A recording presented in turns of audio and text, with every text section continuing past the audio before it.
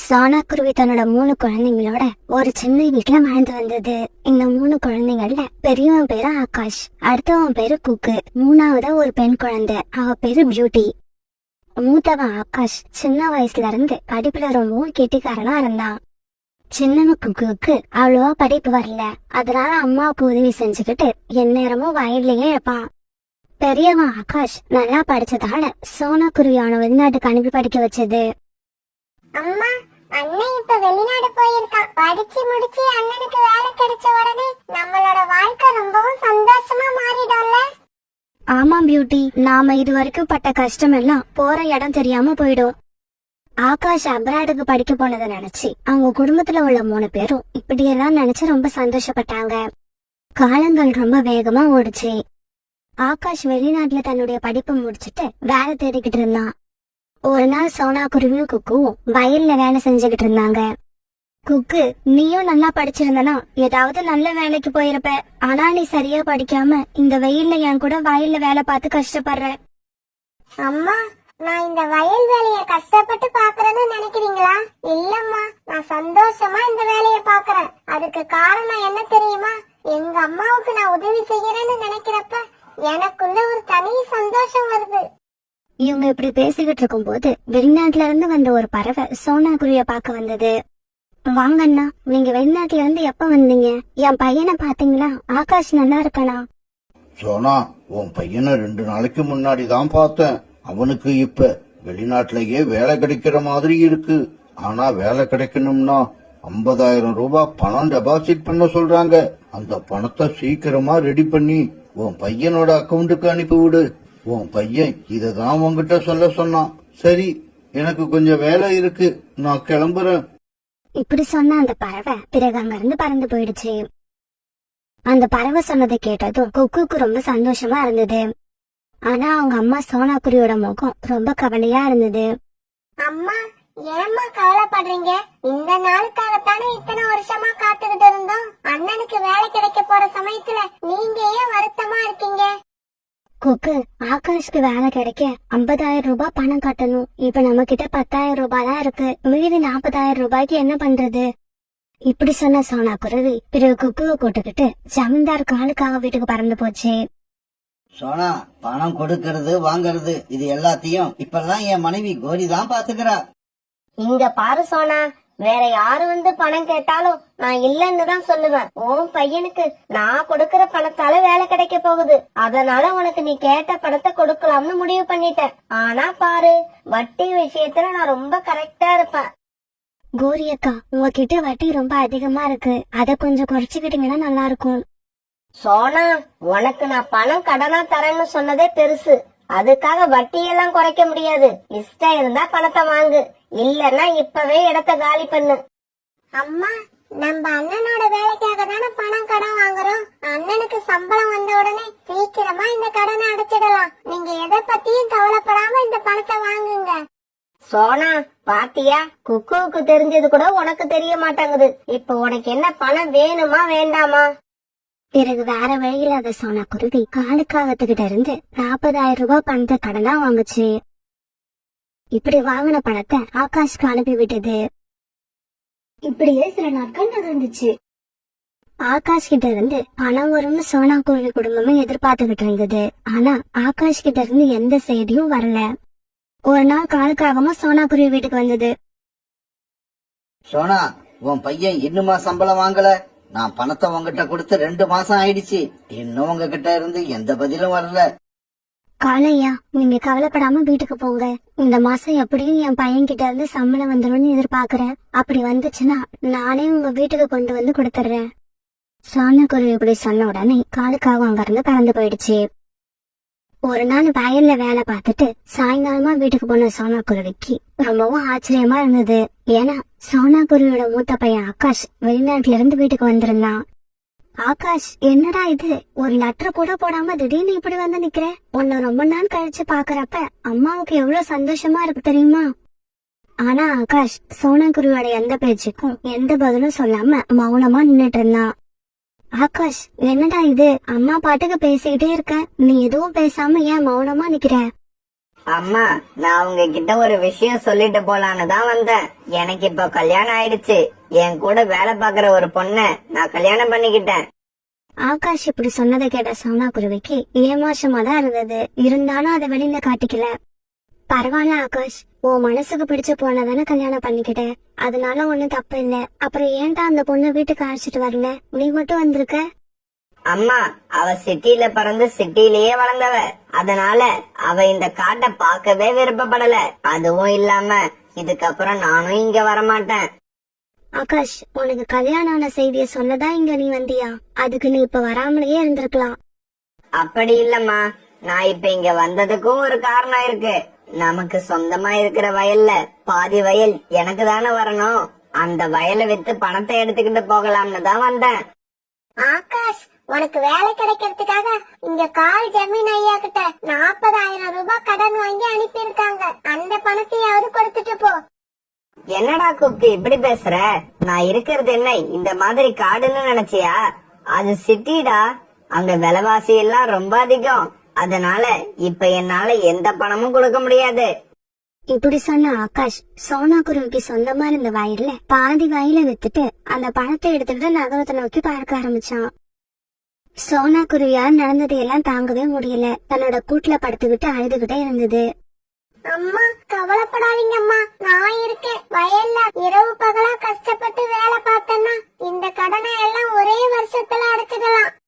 சோனா குருவியோட பையன் ஆகாஷ் ஊருக்கு வந்துட்டு போன விஷயத்த கேள்விப்பட்ட ஜமீன்தாரோட மனைவி கோரிக்காகவும் சோனா குருவியோட வீட்டுக்கு வந்துருச்சு. இங்க பாரு சோனா, உன்னையும் குக்குவையும் நம்பி பணம் கொடுக்கல. மூத்த பையன் ஆகாஷ் வெளிநாட்டுல வேலை பாக்குறான். எப்படி இருந்தாலும் பணத்தை திருப்பி கொடுத்துடுவான்னு நினைச்சேன். ஆனா உங்களுக்கும் அவனுக்கும் இதுக்கப்புறம் சம்பந்தம் இல்லைன்னு எனக்கு இப்பதான் தெரிஞ்சது. மரியாதையா நான் கொடுத்த பணத்தை சரியா 2 மாசத்துக்குள்ள திருப்பி கொடுத்துடு. இல்லன்னா இந்த வீட்டை காலி பண்ணிடு. இந்த வீட்டை வித்து எனக்கு வர வேண்டிய பணத்தை நான் எடுத்துப்பேன். இப்படி சொல்லிட்டு கோரிக்காக அங்க இருந்து பறந்து போயிடுச்சு. ஒரு நாள் சோனா குருவிக்கு உடல்நிலை சரியில்லாததால குக்கு மட்டும் வயல்ல போய் வேலை பார்த்துட்டு இருந்தான். அந்த சமயத்துல குக்கு தன்னுடைய அம்மா நிலைமையை நினைச்சு கண்ணீர் விட்டு அழுதான். ஆகாஷ், உன்னை நம்ம அம்மா எவ்வளவு கஷ்டப்பட்டு படிக்க வச்சாங்க. கடன் வாங்கி பணத்தை கொடுத்து உனக்கு வேலையும் வாங்கி கொடுத்தாங்க. ஆனா நீ கொஞ்சம் கூட நன்றியும் இல்லாம அம்மாவை ஏமாத்திட்டு போயிட்ட. நான் கஷ்டப்பட்டு உழைச்சி என்னைக்காவது ஒரு நாள் எங்க அம்மாவை சந்தோஷமா வச்சிருப்பான்னு எனக்கு நம்பிக்கை இருக்கு. ஆனா நீ அம்மாவுக்கு பண்ண துரோகத்துக்கு என்னைக்காவது ஒரு நாள் பதில் சொல்லிதான் ஆகணும். இப்படி தனக்கு தானே பேசிக்கிட்டு குக்கு துக்கம் தாங்காம அழ ஆரம்பிச்சான். குக்கு இப்படி அழுதுட்டு இருக்கத பார்த்த பக்கத்துல இருந்த கத்திரிக்காய் செடி இப்படி பேச ஆரம்பிச்சது. தம்பி தம்பி, நீ பேசுனது எல்லாத்தையும் நான் கேட்டுக்கிட்டுதா இருந்தேன். கவலைப்படாத, உனக்கு நான் உதவி பண்றேன். என்னோட செடியில இருந்து ஒரே ஒரு கத்திரிக்காய பறிச்சு மார்க்கெட்டுக்கு எடுத்துக்கிட்டு போ. அதை வித்து பணமாக்கு. தினமும் நீ அப்படி செஞ்சீனா உனக்கு நிறைய பணம் கிடைக்கும். உன்னோட கஷ்டம் எல்லாம் தீர்ந்துடும். அந்த செடி இப்படி பேசுனத கேட்ட குக்குக்கு சிரிப்பு வந்தது. கத்திரிக்காய் செடியே, நீ சொல்றதை என்னால நம்ப முடியல. தினமும் ஒரு கத்திரிக்காய பறிச்சு கொண்டு போய் மார்க்கெட்ல வித்தா எனக்கு என்ன பணம் கிடைக்க போகுது? அதை வச்சு நான் எப்படி என்னுடைய கடனை எல்லாம் அடைக்க முடியும்? இங்க பாரு தம்பி, நான் சொன்னதை செய். உன்னோட கடன் தீருதா இல்லையான்னு அப்புறமா பாரு. இன்னும் ஒரு விஷயம், என்னோட கத்திரிக்காய உன்னால கையில தூக்கிக்கிட்டு போக முடியாது. ஒரு வண்டியில ஏத்திக்கிட்டு போ. என்னது, ஒரு கத்திரிக்காயை எடுத்துக்கிட்டு போறதுக்கு வண்டியா? இங்க பாரு தம்பி, நான் சொன்னதை செய். அப்பதான் நீ உன்னோட கடனை எல்லாம் அடைக்கலாம். பிறகு குக்கு அந்த கத்திரிக்காய் செடி சொன்ன மாதிரியே ஒரு வண்டி எடுத்துட்டு வந்து அதுல ஒரு கத்திரிக்காய பறிச்சு வச்சு தந்துகிட்டு போக ஆரம்பிச்சது. என்ன ஆச்சரியம், குக்கு அந்த வண்டியை தந்துகிட்டு மார்க்கெட்டுக்கு போய் சேரும் போது அந்த கத்திரிக்காய் ரொம்ப ரொம்ப பெரிய கத்திரிக்காயா மாறி இருந்தது. மார்க்கெட்ல உள்ளவங்க எல்லாருமே அந்த கத்திரிக்காய ரொம்பவும் ஆச்சரியமா பார்த்தாங்க. பிறகு அந்த ஆச்சரியமான கத்திரிக்காய வாங்க எல்லாரும் போட்டி போட அந்த கத்திரிக்காய் ரொம்பவும் அதிகமான விலைக்கு விற்பனை ஆச்சு. குக்கு இதை எதிர்பார்க்கவே இல்ல, ரொம்பவும் சந்தோஷப்பட்டான். பிறகு மறுபடியும் அந்த கத்திரிக்காய் செடிக்கிட்ட வந்து அந்த கத்திரிக்காய் செடிக்கு தன்னோட மனசார நன்றி சொன்னான். பிறகு கொஞ்ச நாள் இப்படி கத்திரிக்காய பறிச்சு கொண்டு போய் மார்க்கெட்ல வியாபாரம் பண்ணிக்கிட்டு இருந்த குக்குவோட குடும்பம் இப்ப ரொம்பவும் நல்ல நிலைமைக்கு வந்துடுச்சு. காலுக்காரங்க கிட்ட வாங்கின கடனை எல்லாம் ரொம்பவும் ஈஸியா திருப்பி கொடுத்துட்டாங்க. இப்ப அவங்களுக்கு சொந்தமா பெரிய வீடு, நிறைய வயல்கள், இப்படி எல்லாமே இருந்தது. சோனா குருவியோட குடும்பம் அந்த காட்டிலேயே பணக்கார குடும்பமா மாறிடுச்சு. பிறகு குக்கு தன்னோட தங்கச்சி பியூட்டிக்கு ஒரு நல்ல இடத்துல மாப்பிள்ள பார்த்து கல்யாணம் பண்ணி வச்சான். ஆரம்பத்துல எவ்வளவு கஷ்டப்பட்டாங்களோ அதை தாண்டி 1000 மடங்கு இப்ப சோனா குருவி குடும்பத்துல உள்ள எல்லாரும் சந்தோஷமா இருந்தாங்க. ஒரு நாள் இவங்க எல்லாரும் இப்படி உட்கார்ந்து பேசிட்டு இருக்கும்போது வாசல் கதவு யாரோ தட்டுற சத்தம் கேட்டது. இப்படியே சில நாட்கள் நகர்ந்துச்சு. ஒரு நாள் இவங்க எல்லாரும் இப்படி உட்கார்ந்து பேசிட்டு இருக்கும்போது வாசல் கதவு யாரோ தட்டுற சத்தம் கேட்டது. அம்மா, நீங்க வெளியில வந்து பாருங்க, ஆகாஷும் அண்ணியும் வந்திருக்காங்க. தன்னோட வீட்டு வாசல்ல ஆகாஷ பார்த்த சோனா குருவிக்கு ரொம்பவும் கோபமா வந்தது. ஆகாஷ், எந்த முகத்தை வச்சுக்கிட்டு இப்ப எங்க வீட்டுக்கு வந்திருக்க? உன்னையும் உன்னோட மனைவியையும் நாங்க பார்க்க விரும்பல. தயவு செய்து திரும்பி போயிடு. அம்மா, எங்களை மன்னிச்சிடுங்க. நாங்க செஞ்ச ஒரு பெரிய தப்பால எங்க 2 பேருக்கும் வேலை போயிடுச்சு. எங்களுக்கு இப்ப அங்க யாருமே வேலை கொடுக்கல. எங்க போறதுன்னே தெரியல. உங்களை விட்டா எங்களுக்கு வேற யாரும் இல்ல. தயவு செய்து எங்களை மன்னிச்சு உங்க கூட சேர்த்துக்கோங்க. இங்க பாரு ஆகாஷ், நீ செஞ்ச துரோகத்தை நான் எப்பவுமே மறக்க முடியாது.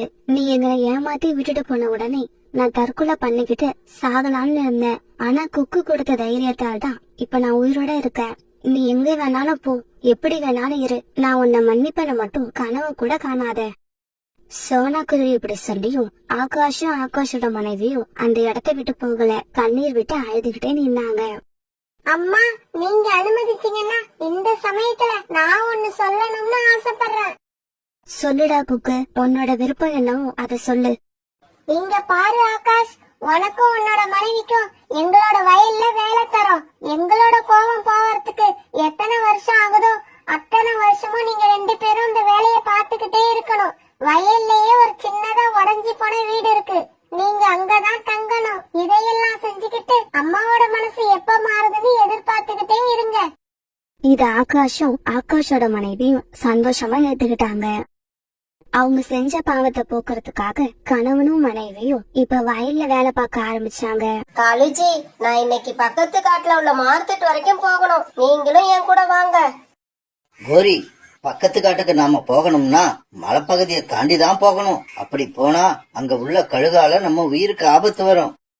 காலுஜி, நம்மள புடிச்சு எந்த கழுகாவது சாப்பிட்டா அதோட வாய் தான் கருப்பா போகுமே தவிர அதோட வயிறு நிறையாது. அதனால நம்மள எந்த கழுகும் சாப்பிடாது. நீங்க கவலைப்படாம என் கூட வாங்க. நீ 1000 சொன்னாலும் சரி, நான் உன் கூட பக்கத்து காட்டுக்கு வர முடியாது. என்ன கேட்டா நீயும் அங்க போக வேண்டாம். ஆமா, இப்ப நீ பக்கத்து காட்டுக்கு எதுக்காக போகணும்னு சொல்ற? காலுஜி, சிகப்பு கலர் லிப்ஸ்டிக் நம்ம காட்டுல எங்கேயுமே கிடைக்கல. அத வாங்கறதுக்காக தான் நான் பக்கத்து காட்டுக்கு போகணும். லிப்ஸ்டிக் போடாம என்னோட முகம் நல்லாவே இல்ல. லிப்ஸ்டிக் போட்டா மட்டும் நீ அழகா மாற போறியா என்ன? என்ன காலுஜி, நான் பேசிக்கிட்டே இருக்கேன், நீங்க எந்த பதிலும் சொல்லல. இங்க பாரு கோரி, உனக்கு லிப்ஸ்டிக் வாங்கறதுக்காக என்னோட உயிரை கொடுக்க நான் விரும்பல. என்னால கண்டிப்பா பக்கத்து காட்டுக்கு வர முடியாது. இப்படி சொன்ன காலுக்காக தன்னோட கூட்டுல படுத்து தூங்க ஆரம்பிச்சது. போறேன் காலுஜி, போறேன். நான் மட்டும் போறேன். உங்களுக்கு மனைவியோட அழகை விட தூக்கம் தான் முக்கியமா போயிடுச்சு. இப்படி சொன்ன கோரிக்காக தன்னோட வீட்டுல இருந்து கிளம்பி பக்கத்து காட்டை நோக்கி பறக்க ஆரம்பிச்சது. நாம வரலன்னு சொன்னா கோரி தனியா போக மாட்டான்னு நினைச்சேன். ஆனா லிப்ஸ்டிக் மேல உள்ள ஆசையால கோரி தன்னோட உயிரை பத்தி கவலைப்படாம பக்கத்து காட்டுக்கு கிளம்பிட்டா. இப்ப எனக்கு என்ன பண்றதுன்னே புரியல. பக்கத்து காட்டுக்கு பறந்து போய்கிட்டு இருந்த கோரிக்காவோ தன்னோட மனசுல சிகப்பு கலர் லிப்ஸ்டிக் மட்டும் தான் நினைச்சுக்கிட்டு இருந்துச்சு. வழியில இருக்கிற ஆபத்தை பத்தி நினைக்கவே இல்ல. இப்படி பறந்து போய்கிட்டு இருந்த கோரிக்காவத்தை வழியில உட்கார்ந்து இருந்த சோனா குருவி தடுத்து நிறுத்துச்சு. கோரியக்கா, இவ்வளவு அவசரமா எங்க பறந்து போறீங்க? சோனா, என்கிட்ட சிகப்பு கடை லிப்ஸ்டிக் தீர்ந்து போயிடுச்சு. அத வாங்கதான் பக்கத்து காடு வரைக்கும் போய்கிட்டு இருக்கேன். கோரியக்கா, தயவு செய்து பக்கத்து காட்டுக்கு போகாதீங்க. வீட்டுக்கு திரும்பி போயிடுங்க. பக்கத்து காட்டுக்கு போற வழியில கழுகு கூட்டம் வசிக்கிறத மறந்துட்டீங்களா? இங்க பாரு சோனா, நான் ஒன்ன மாதிரி எல்லாம் கழுகு கிட்ட மாட்டிக்க மாட்டேன். அது கண்ணுல படாம எப்படி தப்பிச்சு போகணும்னு எனக்கு தெரியும். நீ உன்னோட வேலைய பாத்துக்கிட்டு போ. இப்படி சொன்ன கோரி பிறகு மறுபடியும் தன்னோட வழியில பறந்து போச்சு. காலுக்காக இப்ப வீட்டுல இருந்தாலும் அதோட நினைப்பு எல்லாம் கோரிக்காகத்து மேலேயே இருந்தது. இதுக்கு அப்புறமும் நாம இப்படியே வீட்டுல உட்கார்ந்து இருந்தா சரியா வராது. இப்படி வீட்டுல உட்கார்ந்து கோரிய நினைச்சுக்கிட்டு இருக்கிறதுக்கு பேசாம நாமளும் கோரி பின்னாலேயே பறந்து போகலாம். இப்படி நினைச்ச காலுக்காவும் பிறகு கோரிக்காகத்தை தேடிக்கிட்டு அது பின்னாலேயே போச்சு. நேர்வழியில போனாதான் நம்ம கழுகு கிட்ட மாட்டுவோம். வடக்கு பக்கமா சுத்திக்கிட்டு போனா அங்க கழுகு கண்டிப்பா இருக்காது. இப்படி நினைச்ச கோரிக்காவும் வடக்கு பக்கமா பறந்து போக ஆரம்பிச்சது. எல்லா பறவைகளும் அவங்கதான் புத்திசாலின்னு நினைச்சுக்கிட்டு வடக்கு பக்கமா சுத்திக்கிட்டு வராங்கன்னு கேள்விப்பட்டேன். அதனாலதான் நானும் இன்னைக்கு இந்த பக்கம் வந்து உட்கார்ந்துட்டேன். என்கிட்ட இருந்து இப்ப எந்த பறவையும் தப்ப முடியாது. கழுகு உட்கார்ந்துருக்க விஷயம் தெரியாம வடக்கு பக்கமா பறந்து வந்த கோரிக்காவும் கழுகு கிட்ட ஈஸியா மாட்டிக்கிச்சு. நீங்களா? நீங்க ஏன் இந்த பக்கம் வந்தீங்க? நீங்க எல்லாரும் நேர் வழியில வராம சுத்து வழியில பறந்து போறப்ப நான் மட்டும் அங்கேயே உட்கார்ந்து என்ன பண்ண போறேன்? அதனாலதான் இன்னைக்கு இந்த பக்கம் வந்துட்டேன். ஆமா, நீ என்ன விஷயமா இந்த பக்கம் பறந்து வந்த? வந்து வந்து எனக்கு ரொம்ப பசிக்குது, அதனால உணவு தேடத்துக்காக பறந்து வந்தேன். நானும் 2 நாளா சாப்பிடல, எனக்கு கூட தான் பசிக்குது. அதுவும் உன்னை இவ்வளவு பக்கத்துல பார்த்த உடனே என்னோட பசி ரொம்ப அதிகமாயிடுச்சு. என்ன அப்படி பாக்காதீங்க, மாமிசம் சாப்பிடறதெல்லாம் பாவம். பாவம் புண்ணியத்தை எல்லாம் பசி அடங்குனதுக்கு அப்புறம் பாத்துக்கலாம். ஆமா, நீ ஏன் அங்கேயே உட்கார்ந்துருக்க? வா, என் பக்கத்துல வா. இந்த சமயத்துல கோரிய தேடிக்கிட்டு பறந்து வந்த காலுக்காவும் தன்னோட மனைவி கழுகு கிட்ட மாட்டிக்கிட்டு இக்கட்டான நிலைமையில உட்கார்ந்துருக்கத பாத்துடுச்சு. இப்போ நாம ஏதாவது செஞ்சு கோரியோட உயிரை காப்பாத்தியே ஆகணும். இப்படி நினைச்ச காலுக்காகவும் கீழே கடந்த குச்சியை எடுத்துக்கிட்டு கழுகுக்கு பின்பக்கமா வந்துச்சு. பிறகு கொஞ்சம் கூட தாமதிக்காத காலுக்காகவும் கழுகோட தலையில தான் கையில வச்சிருந்த குச்சால ஓங்கி அடிக்க கழுகு அப்படியே மல்லாக்க விழுந்தது. கோரி, சீக்கிரமா இந்த இடத்த விட்டு பறந்து போயிடு. பிறகு காலுக்காகவும் கோரிக்காகவும் உயிரை கையில பிடிச்சுக்கிட்டு தங்களோட வீட்டுக்கு திரும்பி வந்தாங்க. தங்கச்சி தங்கச்சி, எனக்கு ரொம்ப அவமானமா போயிடுச்சு. அண்ணா, உங்களுக்கு என்னாச்சு? உங்க நெத்தியில என்ன காயம்? உடனே அந்த கழுகு நடந்த எல்லாத்தையும் தன்னோட தங்கச்சி கிட்ட சொல்லுச்சு. அண்ணா, கவலைப்படாதீங்க. உங்களுக்கு ஏற்பட்ட அவமானம் எனக்கு ஏற்பட்ட அவமானம் மாதிரி. உங்களை அடிச்ச பறவைய மட்டும் பழி வாங்கினா பத்தாது, இந்த காட்டுல உள்ள எல்லா பறவைகளையும் ஒரே நேரத்துல நம்ம இடத்துக்கு கொண்டு வந்து அவங்கள கொண்டு நம்ம பழிய தீர்த்துப்போம். பிறகு கழுகக்கா ஒரு கூட நிறைய மல்லிகைப்பூ எடுத்துக்கிட்டு பறவைகள் இருக்கிற இடத்துக்கு போச்சு. பூ வாங்குங்கம்மா, பூ பூ வாங்குங்கம்மா, பூ, மல்லிகைப்பூ, ரோஜா பூ, கனகாம்பரம் பூ. இப்படி பூ வியாபாரம் பண்ண போன கழுகாக்கா ஒரு இடத்துல உட்கார்ந்து இருந்த ராணிபுறா கிட்ட போச்சு. கழுகாக்காவை பார்த்த உடனே ராணிபுறா பயந்துடுச்சு. பயப்படாதம்மா, என்ன பார்த்து பயப்படாத. நான் மத்த கழுகுகள் மாதிரி கிடையாது. மாமிசம் சாப்பிடறத விட்டு ரொம்ப நாள் ஆகுது.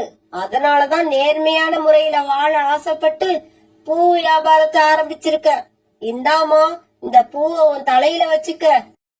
கழுகு இப்படி பேசினதை நம்பி ராணிபுறாவும் அந்த பூவை வாங்கி தன்னோட தலையில வச்சுக்கிச்சு. கழுகு கூட இப்படி ராணிபுறா உட்கார்ந்து இருக்கத பார்த்துட்டு நிறைய பறவைகள் அங்க வந்தாங்க. அழகக்கா, உங்களை நம்பலாமா? நீங்க எங்களை பொண்ணு தின்னுட மாட்டீங்கல்ல? இன்னுமா நீங்க என்ன நம்பல? மாமிசம் சாப்பிட ஆசை இருந்துச்சுன்னா நான் ஏன் இப்படி தலையில பூக்குடைய தூக்கிக்கிட்டு இந்த காட்டை சுத்தி வரணும்? பிறகு கழுகாக்கா எல்லா பறவைகளுக்கும் கொஞ்சம் பூவை இனாமா கொடுக்க எல்லாரும் அதை வாங்கி தலையில வச்சுக்கிட்டாங்க.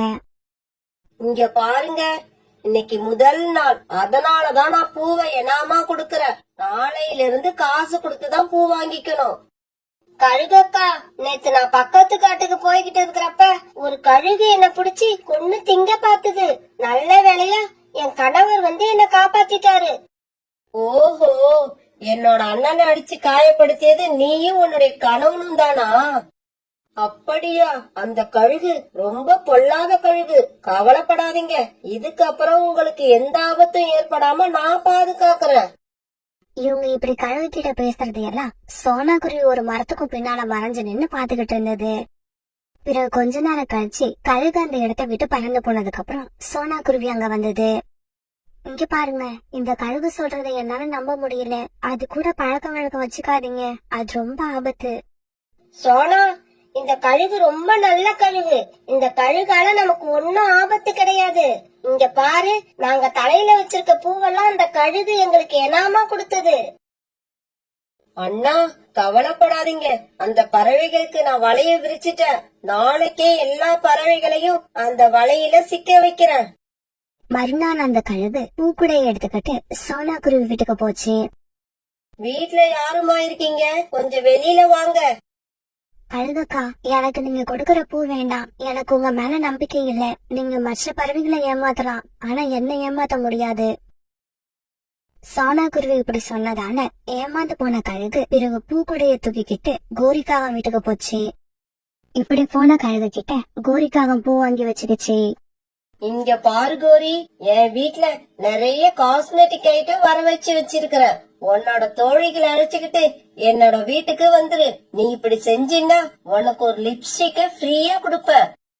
இப்படி சொல்லிட்டு கழுகக்கா அங்க இருந்து பறந்து போயிடுச்சு. அண்ணா, நம்ம கிட்ட இருக்கிற கத்திய நல்லா கூர்மையாக்கி வச்சுக்க. அப்புறம் அடுப்பு எரிக்க தேவையான விறகுகளையும் சேர்த்து வச்சிரு. நாளைக்கு நமக்கு சரியான விருந்து இருக்கு. மறுநாள் காலையில ராணிபுரா, சோனா குருவி, ரீட்டா கிளி இவங்க 3 பேரும் ஒரு இடத்துல உட்கார்ந்து பேசிக்கிட்டு இருந்தாங்க. அப்ப அந்த இடத்துக்கு வந்த கோரிக்காகும் அவங்க எல்லாரும் கழுகக்கா வீட்டுக்கு கூப்பிட்டுச்சு. ஆமா, கழுகக்கா வீட்ல நிறைய காஸ்மெட்டிக் ஐட்டம் வச்சிருக்கான். சீக்கிரமா வந்தீங்கன்னா நமக்கு தேவையானது செலக்ட் பண்ணி வாங்கிட்டு வரலாம். கோரிக்காக சொன்னதை கேட்ட ரீட்டா கிளி, ராணிபுரா மனசுலயும் மேக்கப் பண்ற பொருட்களை வாங்குறதுக்கு ஆசை வந்துருச்சு. சோனா குருவி அவங்க எல்லாரும் எவ்வளவோ தடுத்து நிறுத்த முயற்சி பண்ணி பார்த்தது. இங்க பாருங்க, என் பேச்சை கேளுங்க. தயவு செய்து கழுகுக்கா வீட்டுக்கு நீங்க போக வேண்டாம். அதுல ஏதோ சூழ்ச்சி இருக்குன்னு நினைக்கிறேன். ஆனா அவங்க 3 பேரும் சோனா குருவியோட பேச்சை கேட்காம கழுகுக்காவோட வீட்டை நோக்கி பறந்து போனாங்க. கழுகக்கா, இதுவா உங்க வீடு? பார்க்க ரொம்பவும் அழகா இருக்கு.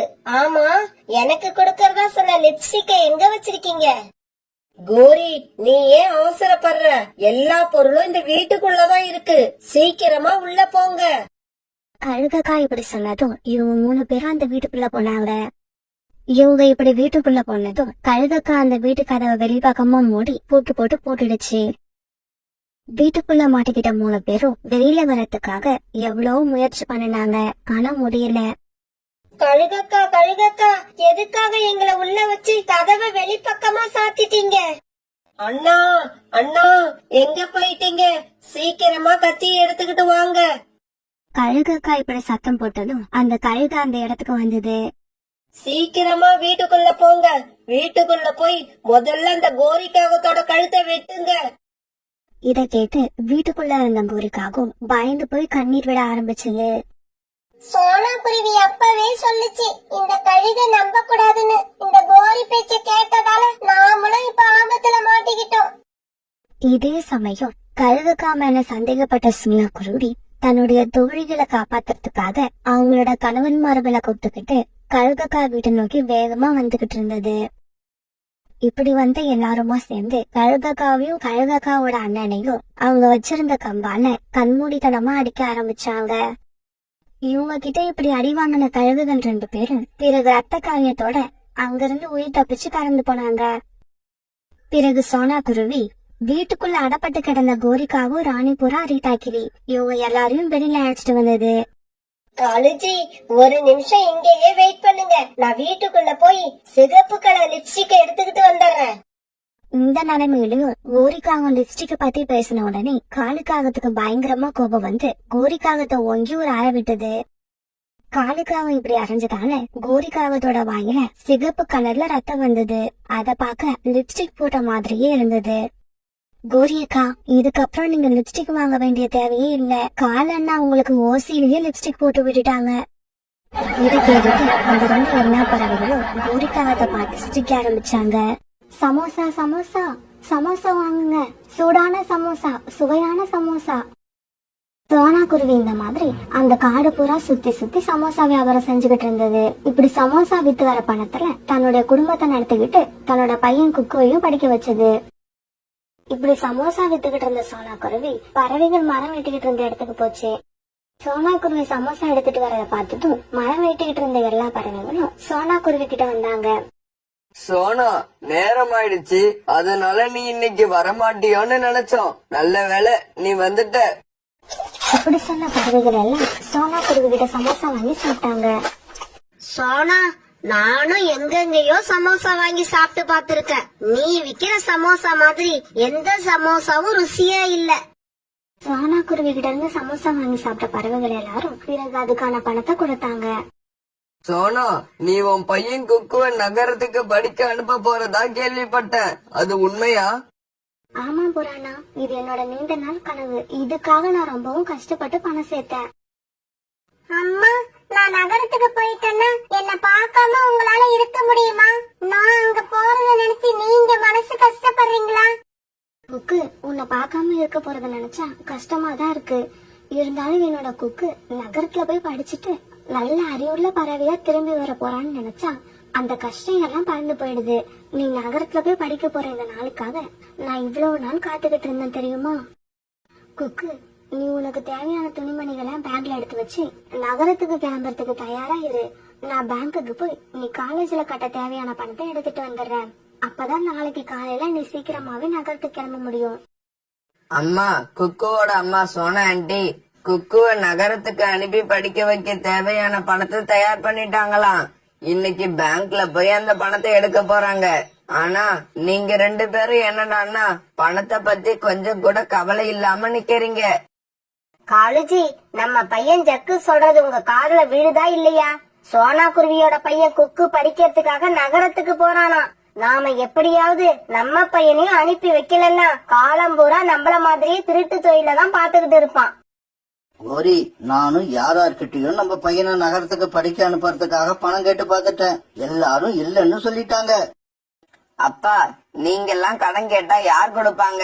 ஏற்கனவே வாங்கின பணத்தை திருப்பி கொடுக்காம மேல மேல பணம் கேட்டுக்கிட்டு இருந்தா யாரும் கொடுக்க மாட்டாங்க. காலுஜி, நீங்க சொல்றத பார்த்தா உங்களால நம்ம பையன் படிப்புக்கு பணம் ஏற்பாடு பண்ண முடியாதுன்னு சொல்றீங்க, அப்படிதானே? கோரி, என்னோட நிலைமைய புரிஞ்சிக்க ஜக்குக்கு தேவையான பணத்தை எப்படி ரெடி பண்றதுன்னு சொல்லு. கண்டிப்பா நான் செய்யறேன். ஏங்க, ஜக்கு தான் ஆரம்பத்திலேயே சொன்னான்ல குக்குவ படிக்க அனுப்புறதுக்காக சோனா குருவி இன்னைக்கு பேங்க்ல போய் பணம் எடுக்க போகுதுன்னு. பேசாம சோனா குருவி பின்னாடியே ஃபாலோ பண்ணுங்க. பேங்க்ல இருந்து அது வர வழியில எப்படியாவது அந்த பணத்தை எடுத்துக்கிட்டு வந்துருங்க. கோரி, நமக்கு தேவையான பணத்தை ரெடி பண்ற வழிய நீ சொல்லிட்ட. இன்னைக்கு நான் அதை சக்சஸா முடிச்சு காட்டுறேன். அப்பா, பேசிக்கிட்டே நிக்காதீங்க, சீக்கிரமா போங்க. சோனா ஆண்டி பணத்தை எடுத்துக்கிட்டு வீட்டுக்கு வந்துட்டாங்கன்னா அப்புறம் உங்களால எதுவும் பண்ண முடியாது. வழியிலேயே எப்படியாவது அந்த பணத்தை திருடிக்கிட்டு வந்துருங்க.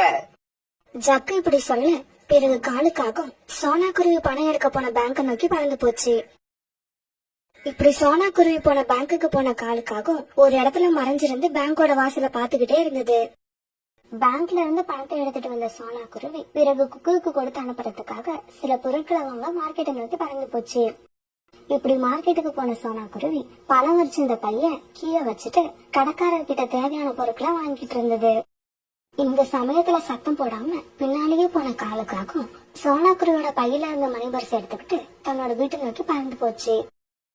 பிறகு கொஞ்ச நேரம் கழிச்சு கடைக்காரருக்கு பணத்தை கொடுக்க தன்னோட பைய பார்த்த சோனா குருவி மணி பர்ஸ் அங்க இல்லாதான்னு ரொம்பவும் அதிர்ச்சி ஆயிடுச்சு.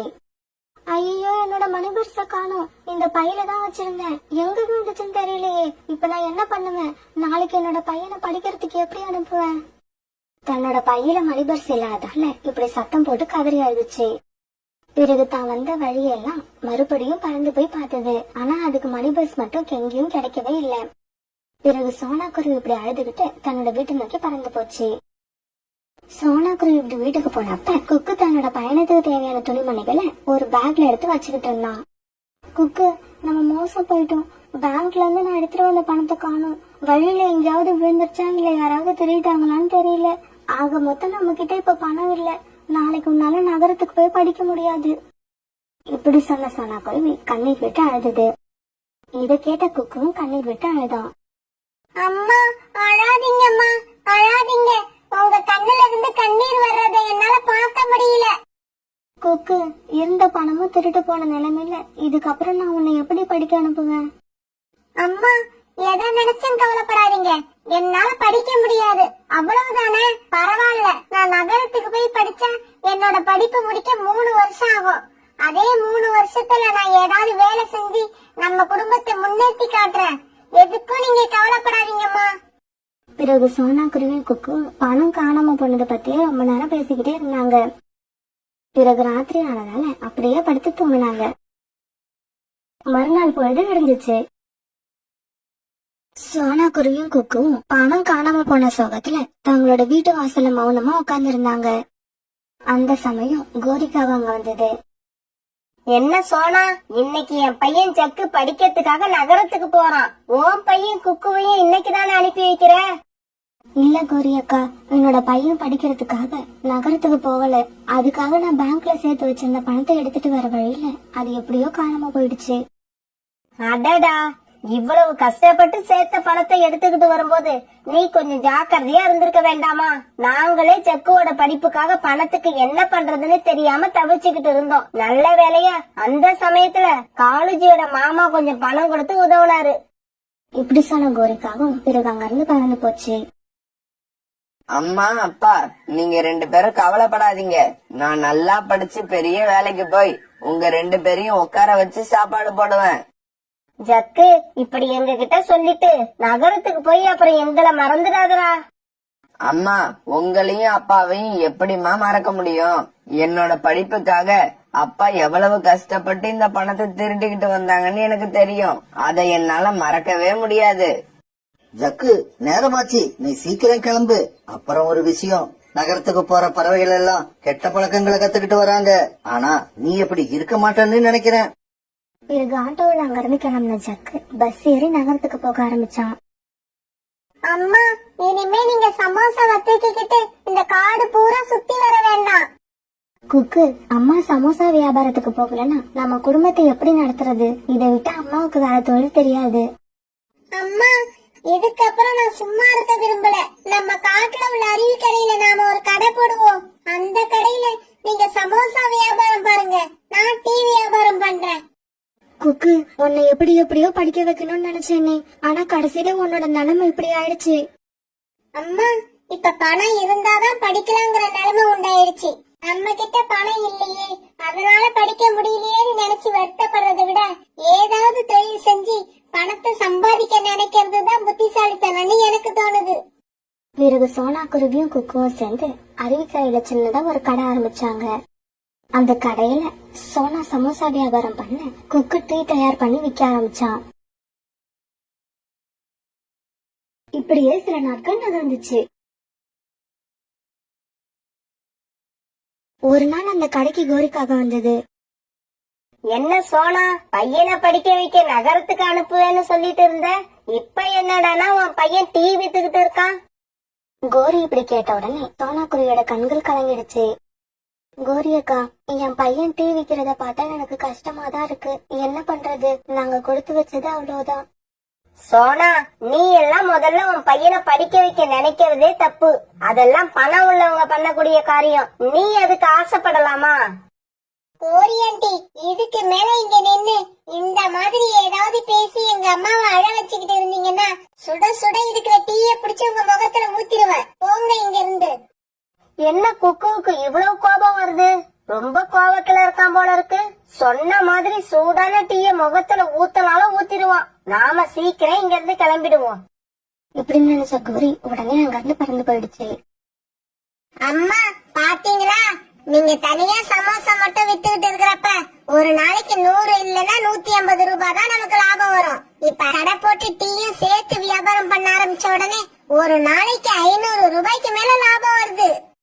ஆமா குக்கு, நீ சொல்றது உண்மைதான். இதே மாதிரி நம்ம இன்னும் கொஞ்சம் கஷ்டப்பட்டா நீ படிச்சு வேலைக்கு போய் சம்பாதிக்கிற பணத்தை நாம இந்த தொழிலே சம்பாதிக்கலாம்னு நினைக்கிறேன். ஜக்கு, நான் சொன்னது ஞாபகம் இருக்கா? அடுத்த வாரம் நம்ம சிட்டில பெரிய எக்ஸிபிஷன் போட போறாங்க. அதுக்கு நாம 2 பேரும் போக நிறைய பணம் செலவாகும். நீ எப்படியாவது பணத்தை இப்பவே ரெடி பண்ணி வச்சுக்க. பிங்கி, என்கிட்ட அந்த அளவுக்கு பணம் கிடையாது. இருந்த பணம் எல்லாம் செலவாயிடுச்சு. ஜக்கு, இதுக்கு ஏன் நீ கவலைப்படுற? உங்க அம்மாவுக்கு ஒரு முக்கியமான புத்தகம் வாங்கணும், அதுக்கு பணம் தேவைப்படுதுன்னு லெட்டர் எழுது. பிங்கி, நீ சொல்ற மாதிரி லெட்டர் எழுதலாம். இருந்தாலும் எங்க அம்மா அப்பா கிட்ட பணம் இருக்காது. ஏன்னா அவங்களோட நிலைமை எனக்கு நல்லா தெரியும். ஜக்கு, படிக்கிற பையன் பணம் கேட்டா எந்த அப்பா அம்மாவும் இல்லன்னு சொல்ல மாட்டாங்க. எப்படியாவது ரெடி பண்ணி கொடுத்துருவாங்க.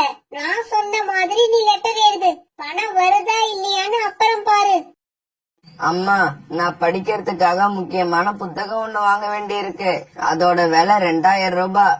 எப்படியாவது எனக்கு அந்த பணத்தை சீக்கிரமா அனுப்பி விடுங்க. லெட்டர் படிச்ச கோரிக்காகவும் தன்னோட கணவர் அவசரமா எழுப்ப ஆரம்பிச்சது. என்னங்க காலேஜ் சீக்கிரமா எந்திரிங்க, நம்ம பையனுக்கு ஒரு முக்கியமான புத்தகம் வாங்கணுமா, அதுக்காக 2000 ரூபாய் பணம் கேட்டு லெட்டர் போட்டிருக்கான். இப்ப நம்ம என்ன பண்றது? கோரி, இப்படி திடீர்னு 2000 ரூபாய் கேட்டா என்னால மட்டும் என்ன பண்ண முடியும்?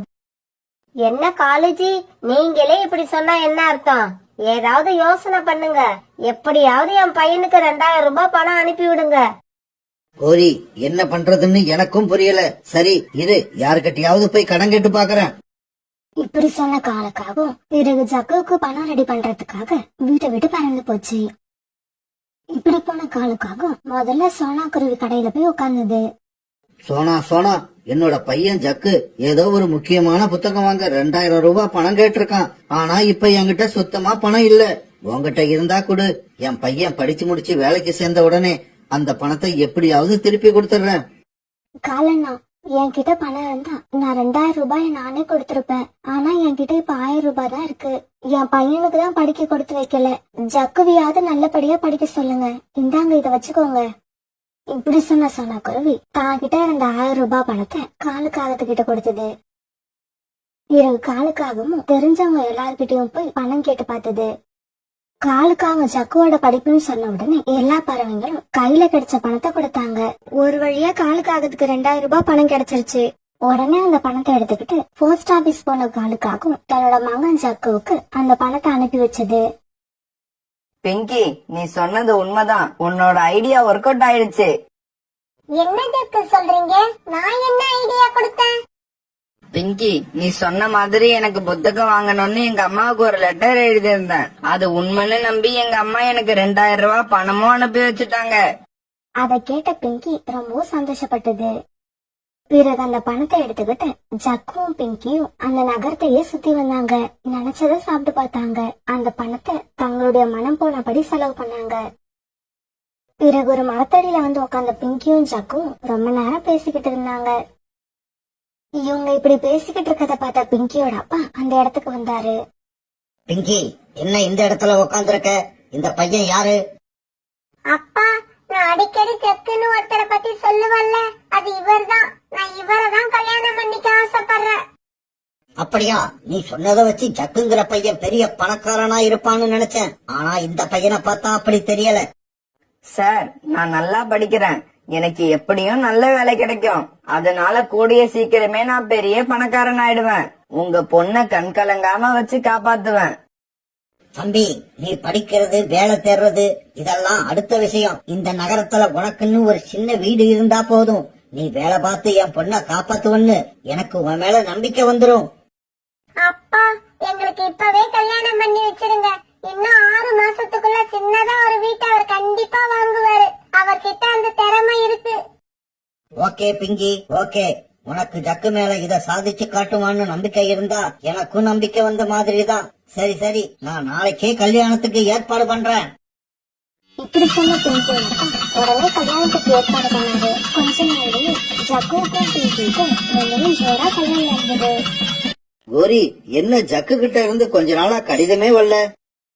அவனா கடிதம் எழுதாட்டி கூட பரவாயில்லங்க, நான் போட்ட 2 கடிதத்துக்கே அவன் பதில் போடல. இப்படியே சில மாசங்கள் நடந்துச்சு. பிங்கி, என்ன உன்னோட ஜக்கு 6 மாசத்துக்குள்ள ஒரு வீடு வாங்கணும்னு சொல்லி இருந்தனே, மறந்து போயிடுச்சா உனக்கு? இல்லப்பா, எனக்கு ஞாபகம் இருக்கு. இன்னும் 10 நாளுக்குள்ள எப்படியாவது அவரை நான் வீடு வாங்க வச்சிடறேன்ப்பா.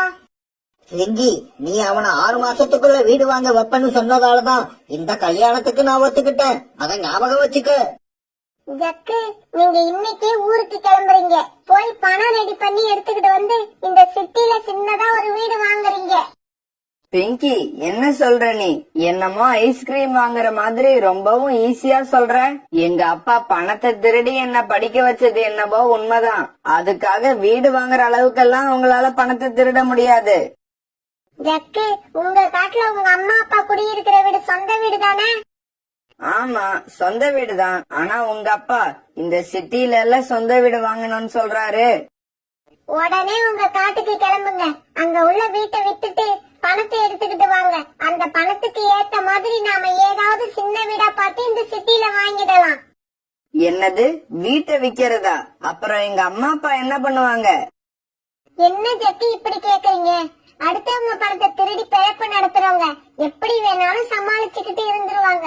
அவங்கள பத்தி நீங்க கவலைப்படாதீங்க. நான் சொன்னதை செய்யுங்க. இல்லன்னா இந்த சிட்டில நீங்க வீடு வாங்கறதுக்கு வேற வழியே இல்ல. சரி பிங்கி, இப்பவே ஊருக்கு கிளம்புறேன். நீ சொன்னபடியே செய்யறேன். பிறகு கொஞ்ச நேரம் பிங்கி சொன்னதை யோசிச்சு பார்த்த ஜக்குவோட மனசுக்கு அது சரின்னு படவே உடனே பஸ் ஏறி தன்னோட காட்டுக்கு போக ஆரம்பிச்சான். இப்படி தன்னோட வீட்டுக்கு போன ஜக்கு வீட்டுல அப்பாவோட போட்டோக்கு மாலை போட்டு இருந்ததை பார்த்த உடனே அதிர்ச்சி ஆயிட்டான். அம்மா, அப்பாவுக்கு என்ன ஆச்சு? போட்டோவுக்கு மாலை எல்லாம் போட்டிருக்கீங்க. ஜக்கு, என்னோட மகனே, 4 நாளைக்கு முன்னாடி ஒரு நாள் உங்க அப்பா வீட்டுக்கு திரும்பி வந்துகிட்டு இருந்தாரு. இருட்டுல சரியா கண்ணு தெரியாததால ஒரு மரத்துல மோதி கீழே விழுந்துட்டாரு. இப்படி விழுந்தவரு தலையில அடிபட்டு அந்த இடத்துலயே இறந்து போயிட்டாருடா. இப்படி சொல்லிட்டு கோரிக்கா வாழ ஆரம்பிச்சது. அம்மா, அழாதீங்கம்மா, நான் இருக்கேன். நீங்க எதுக்கும் கவலைப்படாதீங்க. நான் இப்ப அப்பாவையும் உங்களையும் என் கூட அழைச்சுக்கிட்டு போகலான்னு தான் வந்தேன். பாவம், அப்பாவுக்கு தான் இப்படி ஆயிடுச்சு. நீங்க அத நினைச்சு கவலைப்பட்டுக்கிட்டு இங்க தனியா இருந்து அழுதுகிட்டு இருக்க வேண்டாம். என் கூட வந்துருங்க. ஆமாண்டா ஜக்கு, நான் இங்க தனியா இருந்து என்ன பண்ண போறேன்? நானும் உன் கூடவே வந்துடுறேன். பாவம், உங்க அப்பாவுக்கு தான் நகரத்துல வந்து வாழ கொடுத்து வைக்கல. ஆனா ஜக்கு, ஒன்ன மாதிரி ஒரு பையனை பெத்ததை நினைச்சு நான் இப்ப ரொம்ப பெருமைப்படுறேன். அதெல்லாம் இருக்கட்டும்மா, நாம 2 பேரும் நகரத்துக்கு போயிட்டா இந்த வீட்ல யாரு இருப்பாங்க? இந்த வீட்ல நம்மள விட்டா வேற யாருடா இருக்க முடியும்? இது நம்ம சொந்த வீடு. அதனால நாம இந்த வீட்டை விட்டுட்டு பணத்தை எடுத்துக்கிட்டு நகரத்துக்கு போயிடுவோம். அம்மாவோட வாயில இருந்து இந்த வார்த்தையை எதிர்பார்த்து காத்திருந்த ஜக்கு இப்ப ரொம்பவும் சந்தோஷமாயிட்டான். பிறகு அம்மா இப்படி சொன்ன உடனே ரொம்பவும் சந்தோஷப்பட்ட ஜக்கு தன்னோட வீட்டை அந்த காட்டுலயே பெரிய மரக்கடை வச்சிருக்க ஜம்ஜம் கிட்ட வேலை பேசி வித்துட்டான். பிறகு வீடு வித்த பணத்தை எடுத்துக்கிட்ட ஜக்கு அம்மாவை கூட்டுக்கிட்டு பஸ் ஏறதுக்காக பஸ் ஸ்டாண்ட நோக்கி ஆட்டோல போக ஆரம்பிச்சான். ஏதாவது பொய் சொல்லி அம்மாவை இங்கேயே இறக்கி விட்டாதான் நாம மட்டும் தனியா நகரத்துக்கு போக முடியும். இப்படி யோசிச்ச ஜக்கு அம்மா கோரிக்காகத்துக்கிட்ட இப்படி பேச ஆரம்பிச்சான். அம்மா, நாம 2 பேருக்கும் ரிசர்வ் பண்ணிருந்த பஸ் டிக்கெட்டை வீட்லயே வச்சுட்டு வந்துட்டேன். நீங்க இந்த மரத்துல உக்காந்துருங்க, நான் போய் உடனே எடுத்துக்கிட்டு வரேன். இப்படி சொன்ன ஜக்கு கோரிக்காகத்தை அங்கிருந்து மரத்து மேல உட்கார வச்சான். பிறகு ஆட்டோ அங்கிருந்து நகர்ந்து போச்சு. சார், நேரா பஸ் ஸ்டாண்டுக்கு போங்க. தம்பி, வழியில உங்க அம்மாவை இறக்கி விட்டுட்டு வந்துட்டீங்களே, அவங்கள கூப்பிட வேண்டாமா? சார், நான் சொன்னதை செய்யுங்க, அதிகமா எதுவும் பேச வேண்டாம். பிறகு பஸ் ஸ்டாண்டுக்கு போன ஜக்கு நகரத்துக்கு போற பஸ்ல ஏறினான். பஸ்ஸும் கிளம்பி நகரத்துக்கு போக ஆரம்பிச்சது. ஜக்குவ பஸ் ஸ்டாண்ட்ல இறக்கி விட்ட அந்த பறவை தான் வீட்டுக்கு போற வழியில சோனாவோட கடைக்கு போச்சு. சோனோ, கோரிக்காகத்தோட பையன் ஜக்கு தன்னோட அம்மாவை யாருமே இல்லாத ஒரு இடத்துல இறக்கி விட்டுட்டு நகரத்துக்கு கிளம்பி போயிட்டான். பாவம் கோரிக்காகம் தான் பையன் வருவான்னு நினைச்சு அந்த மரத்து மேலேயே உக்காந்துருக்கு. உனக்கு கோரிய தெரியும் தானே? அந்த பக்கம் போனீங்கன்னா கோரிக்காகத்தோட பையன் கோரிக்காகத்தை ஏமாத்திட்டு நகரத்துக்கு போன விஷயத்த சொல்லிடு. நான் கொஞ்சம் அவசர வேலையா பக்கத்து காட்டுக்கு போறேன், அதனாலதான் உன்கிட்ட சொல்ல சொல்றேன். இப்படி சொன்ன ஆட்டோக்காரர் பிறகு தன்னுடைய ஆட்டோவை எடுத்துக்கிட்டு பக்கத்து கடை நோக்கி போயிட்டாரு. இந்த விஷயத்தை கேள்விப்பட்ட சோனா குருவி உடனே கோரிக்காகத்தை பார்க்க கிளம்பி போச்சு. கோரி அக்கா, நீங்க கிளம்பி என் கூட வாங்க, என் வீட்டுக்கு போகலாம். இல்ல சோனா, என்னோட பையன் ஜக்கு பஸ் டிக்கெட் எடுக்கிறதுக்காக வீட்டுக்கு போயிருக்கான். அவன் வந்த உடனே நான் அவன் கூட நகரத்துக்கு போறேன். இதுக்கப்புறம் நான் இந்த காட்டுக்கு வர மாட்டேன். அதனாலதான் வீட்டையும் வித்துட்டு பணத்தை எடுத்துக்கிட்டு கிளம்புறோம். கோரி அக்கா, உங்க பையன் ஜக்கு உங்களை ஏமாத்திட்டு வீட்டை வித்த பணத்தை எடுத்துக்கிட்டு நகரத்துக்கு போயிட்டான். இனி அவன் திரும்பி வரமாட்டான். இப்படி சொன்ன சோனா குருவி பிறகு ஆட்டோக்கார் சொன்னது எல்லாத்தையும் சொல்லுச்சு. அட பாவி ஜக்கு, அம்மாவை இப்படி ஏமாத்திட்டு போறியே, நீ நல்லா இருப்பியா? உன்னை என்னெல்லாம் கனவு கண்டு படிக்க அனுப்புன, கடைசியா இப்படி பண்ணிட்டியடா பாவி. இப்படி சொன்ன குருக்காவும் கண்ணீர் விட்டு அழுது. கோரி அக்கா காலன்னு இறந்து போயிட்டாங்க. ஜக்கும் உங்களை ஏமாத்திட்டு நகரத்துக்கு போயிட்டான். இதுக்கப்புறம் நீங்க தனியா இருந்து என்ன பண்ணுவீங்க? பேசாம என் கூட வாங்க, நாங்க என்ன சாப்பிடுறோமோ அதை உங்களுக்கும் தரோம். சோனா குருவி சொன்னதை கேட்ட கோரிக்காக்கும் இப்பதான் ரொம்பவும் அழுதுது. சோனா, நீ காட்டுற அன்புக்கெல்லாம் நான் அருகதையே இல்லாதவ. குக்குவ படிக்க வைக்கிறதுக்காக நீ பேங்க்ல இருந்து பணத்தை எடுத்துக்கிட்டு வர்றப்ப அந்த பணத்தை காலேஜை விட்டு திருட சொன்னது நான் தான். நான் செஞ்ச பாவத்துக்கெல்லாம் எனக்கு சரியான தண்டனை கிடைச்சிடுச்சு. இப்படி சொன்ன கோரிக்காக்கும் பிறகு நடந்த எல்லா விஷயத்தையும் சோனா குருவி கிட்ட சொல்லுச்சு. கோரிக்காக சொன்ன விஷயத்தையெல்லாம் கேட்ட சோனா குருவி ரொம்பவும் அதிர்ச்சி ஆயிடுச்சு. அதுக்கு கோபமா வந்தது. இருந்தாலும் சோனா குருவி கொஞ்ச நேரத்துல தன்னை சுதாரிச்சுக்கிட்டு இப்படி பேச ஆரம்பிச்சது. கோரி அக்கா, நீங்க தெரிஞ்சோ தெரியாமலையோ பெரிய தப்பு பண்ணிட்டீங்க. ஆனா அதுக்காக நான் இப்ப உங்களை பழிவாங்க விரும்பல. இப்பவும் அதையே தான் சொல்றேன். நீங்க என் கூட என் வீட்டுக்கு வாங்க, உங்களை கடைசி வரைக்கும் நான் வச்சு காப்பாத்துறேன். பிறகு கண்ணீர் விட்டு அழுதபடி கோரிக்காவும் சோனா குருவி கூட அதோட இந்த குருவிக்கு அது ஒரு மோசமான நாள். இந்த குருவியோட அம்மா இறந்து 4-5 மணி நேரம் தான் இருக்கும். இறந்து போன தன்னோட அம்மாவை நினைச்சு அந்த குருவி ரொம்ப நேரம் அழுதுகிட்டே இருந்தது. அம்மா, என்னம்மா என்ன இப்படி தனியா விட்டுட்டு போயிட்டீங்களே அம்மா. இந்த ராத்திரியில தனியா இருக்க எனக்கு ரொம்பவும் பயமா இருக்குமா. ஏம்மா என்ன இப்படி தனியா விட்டுட்டு போறீங்க? இப்படி அழுதுகிட்டே இருந்த அந்த சின்ன குருவிக்கு நேரம் ஆக ஆக துக்கமும் பயமும் அதிகமாகிக்கிட்டே போச்சு. ஒரு கட்டத்துல இதுக்கப்புறம் வீட்டுல தனியா இருக்க முடியாதுன்னு நினைச்ச அந்த சின்ன பறவை வீட்டை விட்டு அந்த ராத்திரியில தனியா வெளியே கிளம்பிடுச்சு. இப்படி வீட்டை விட்டு கிளம்பி வெளியே வந்த பறவையோட மனசுல எங்க போகணும்னு ஒரு ஐடியாவும் இல்ல. வீட்டுல தனியா இருக்க பயமா இருக்குன்னு வெளியே கிளம்பி வந்துடுச்சு. ஆனா அந்த குருவிக்கு எங்க போறதுன்னு தான் தெரியல. இப்படி பறந்து வந்துகிட்டே இருந்த அந்த சின்ன குருவி ஒரு மரத்துல வந்து உட்கார்ந்தது.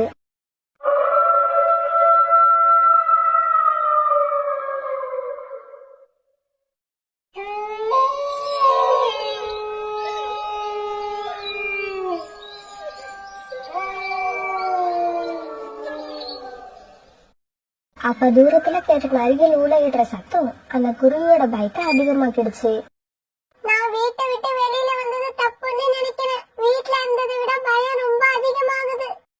அந்த சமயத்துல பக்கத்து மரத்துல உட்கார்ந்து 2 திருட்டாங்க அந்த சின்ன குருவிய பார்த்து இப்படி பேசிக்கிட்டாங்க.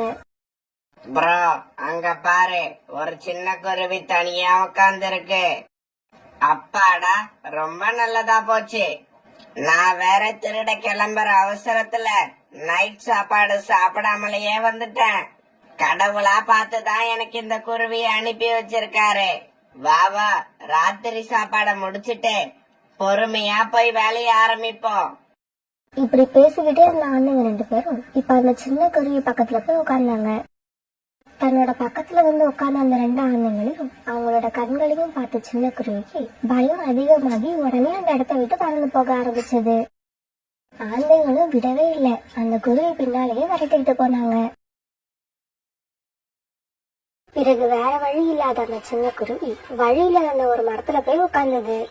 அதே மரத்துல ஒரு பருந்து சாமியாரும் உட்கார்ந்து இருந்தது. அந்த சின்ன குருவியை விரட்டிக்கிட்டே வந்த அந்த திருட்டு ஆந்தைங்களும் இப்ப அந்த மரத்துல வந்து உட்கார்ந்தாங்க. என்ன ஆந்தைகளே, இந்த சின்ன குருவிக ரொம்ப வேகமா விரட்டிக்கிட்டு வரீங்க போல இருக்கு. அந்த சாமியார் பறந்து இப்படி கேட்டதுக்கு அப்புறமும் அந்த ஆந்தைங்க அந்த பறந்தைய பார்த்தாங்க. ஜி, நீங்க இந்த மரத்துல உட்கார்ந்து இருக்கிறத நாங்க பார்க்கவே இல்ல. பார்த்திருந்தா அப்படியே திரும்பி போயிருப்போம் ஜி. இந்த மரத்துல வந்து உட்கார்ந்தே இருக்க மாட்டோம். இப்பவும் ஒண்ணும் கெட்டு போகல. உங்களுக்கு உயிர் வேணும்னா உடனே திரும்பி போயிடுங்க. சாமியார் பறந்து இப்படி சொன்ன உடனே அந்த திருட்டு ஆந்தைங்க 2 பேரும் உடனே அந்த இடத்த விட்டு பறந்து போனாங்க. சின்ன குருவியே, நீ யாரு? உன் பேர் என்ன? எதுக்காக இந்த ராத்திரி நேரத்துல வீட்டை விட்டு வெளியே வந்த?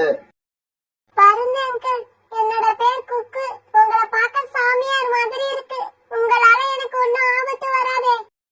பயப்படாத, தைரியமா பேசி என்கிட்ட. என்னால உனக்கு ஒரு ஆபத்தும் வராது. பருந்து சாமியார் இப்படி சொன்ன உடனே குக்கு தன்னோட கதை எல்லாத்தையும் சொன்னோம். இப்ப நீ வீட்டை விட்டு எதுக்காக வெளியில வந்த? உனக்கு என்ன வேணும்? வீட்ல தனியா இருக்க பயமா இருக்குன்னு தான் வெளியில வந்தேன். எனக்கு வேற ஒண்ணும் தேவையில்லை. எனக்கு என்னோட அம்மா தான் வேணும். இங்க பார் குக்கு, இறந்து போன உங்க அம்மா உனக்கு மறுபடி கிடைக்க மாட்டாங்க. ஆனா அதே அளவு அன்பு காட்டுற இன்னொரு அம்மாவை உனக்கு நான் கொடுக்கறேன். அப்படியா? அவங்க எங்க இருக்காங்க? இப்பவே சொல்லுங்க, நான் அவங்க கிட்ட போயிடுறேன். குக்கு, இப்ப நீ வீட்டுல போய் படுத்து நிம்மதியா தூங்கு. நாளைக்கு காலையில சூரிய உதயத்துக்கு அப்புறம் வீட்டை விட்டு கிளம்பி பக்கத்து காட்டுக்கு போ. அங்க உன் மேல உண்மையான அன்பு காட்டக்கூடிய அம்மாவும் அப்பாவும் கிடப்பாங்க. என்னது? அப்பாவும் கிடைப்பாங்களா? பருந்து அங்கிள், எனக்கு ரொம்பவும் சந்தோஷமா இருக்கு. நான் இப்ப வீட்டுக்கு போய் தைரியமா தூங்குவேன். இப்படி சொன்ன குக்கு இப்ப அந்த இடத்த விட்டு பறந்து தன்னுடைய வீட்டுக்கு போனான். வீட்டுக்கு போன குக்குக்கு மறுபடியும் தன்னோட அம்மா ஞாபகம் வரவே தன்னுடைய கூட்டுல அழுதுகிட்டே உட்கார்ந்து இருந்தான். மறுநாள் பொழுது விடிஞ்சிச்சு. எப்ப பொழுது விடியும்னு காத்துக்கிட்டே இருந்த குக்கு உடனே பக்கத்து காட்டை நோக்கி பறக்க ஆரம்பிச்சான். இப்படி பறந்து போன குக்கு பக்கத்து காட்டுல முதல்ல புல்புல் பறவைய பார்த்தான். அது தன்னோட கூட்டுல 2 குழந்தைங்களோட உட்கார்ந்து இருந்தது. அம்மா, அம்மா, என் பேரு குக்கு. நேத்து என்னோட அம்மா இறந்து போயிட்டாங்க. இதுக்கப்புறம் நீங்க எனக்கு அம்மாவா இருக்கீங்களா? அம்மா இல்லாம என்னால தூங்கவே முடியல. குக்குவோட இந்த பேச்சு கேட்ட புல்புல் பறவை குக்குவை பார்த்து ரொம்பவும் பாவப்பட்டது. குக்கு, அம்மாங்கிறது கடவுளா பார்த்து கொடுக்கிற வரம். அவங்க இல்லன்னா வேற யாருமே உனக்கு அம்மாவாக முடியாது. இருந்தாலும் எனக்கு அம்மா இல்லாம ராத்திரி தனியா இருக்க ரொம்பவும் பயமா இருக்கு. நீங்க என் கூட என் வீட்டுல வந்து இருங்க. உங்களுக்கு வேற எந்த வேலையும் கொடுக்க மாட்டேன். உணவு கூட உங்களுக்கு நானே போய் தேடி எடுத்துக்கிட்டு வந்து தாரேன். நீங்க எனக்கு அம்மாவா மட்டும் இருங்க. இங்க பாரு குக்கு, எனக்கு 2 குழந்தைங்க இருக்காங்க. இந்த குழந்தைங்களை தனியா விட்டுட்டு நான் உங்க வீட்டுக்கு வந்துட்டேன்னா இந்த குழந்தைங்களும் உன்ன மாதிரி தானே பயப்படுவாங்க. புல்புல் பறவை இப்படி சொன்னதும் குக்கு சோகமா அந்த இடத்த விட்டு பறந்து போனான். குக்கு இப்படி வந்து புல்புல் பறவை கிட்ட பேசினது எல்லாம் கோரிக்காவை ஒரு மரத்துல உட்கார்ந்து பாத்துக்கிட்டே இருந்தது. உடனே அது அவசரமா தன்னுடைய கூட்டுக்கு திரும்பிச்சு. இப்படி வீட்டுக்கு போன கோரிக்காவும் தன்னுடைய கணவர் காலுக்காகத்துக்கிட்ட தான் பார்த்தது கேட்டது எல்லாத்தையும் சொல்லுச்சு. காலுஜி, நான் மட்டும் அந்த குருவிக்கு அம்மாவா இருக்கிறேன்னு சொல்லிட்டேன்னா அதோட வீட்டுக்கு போய் வசதியா வாழலாம். அப்புறம் உணவும் அதுவே தேடி கொண்டாந்து கொடுத்துடும். கோரி, நம்ம கூடு இப்ப உடஞ்சி கீழே விழுகிற நிலைமையில இருக்கு.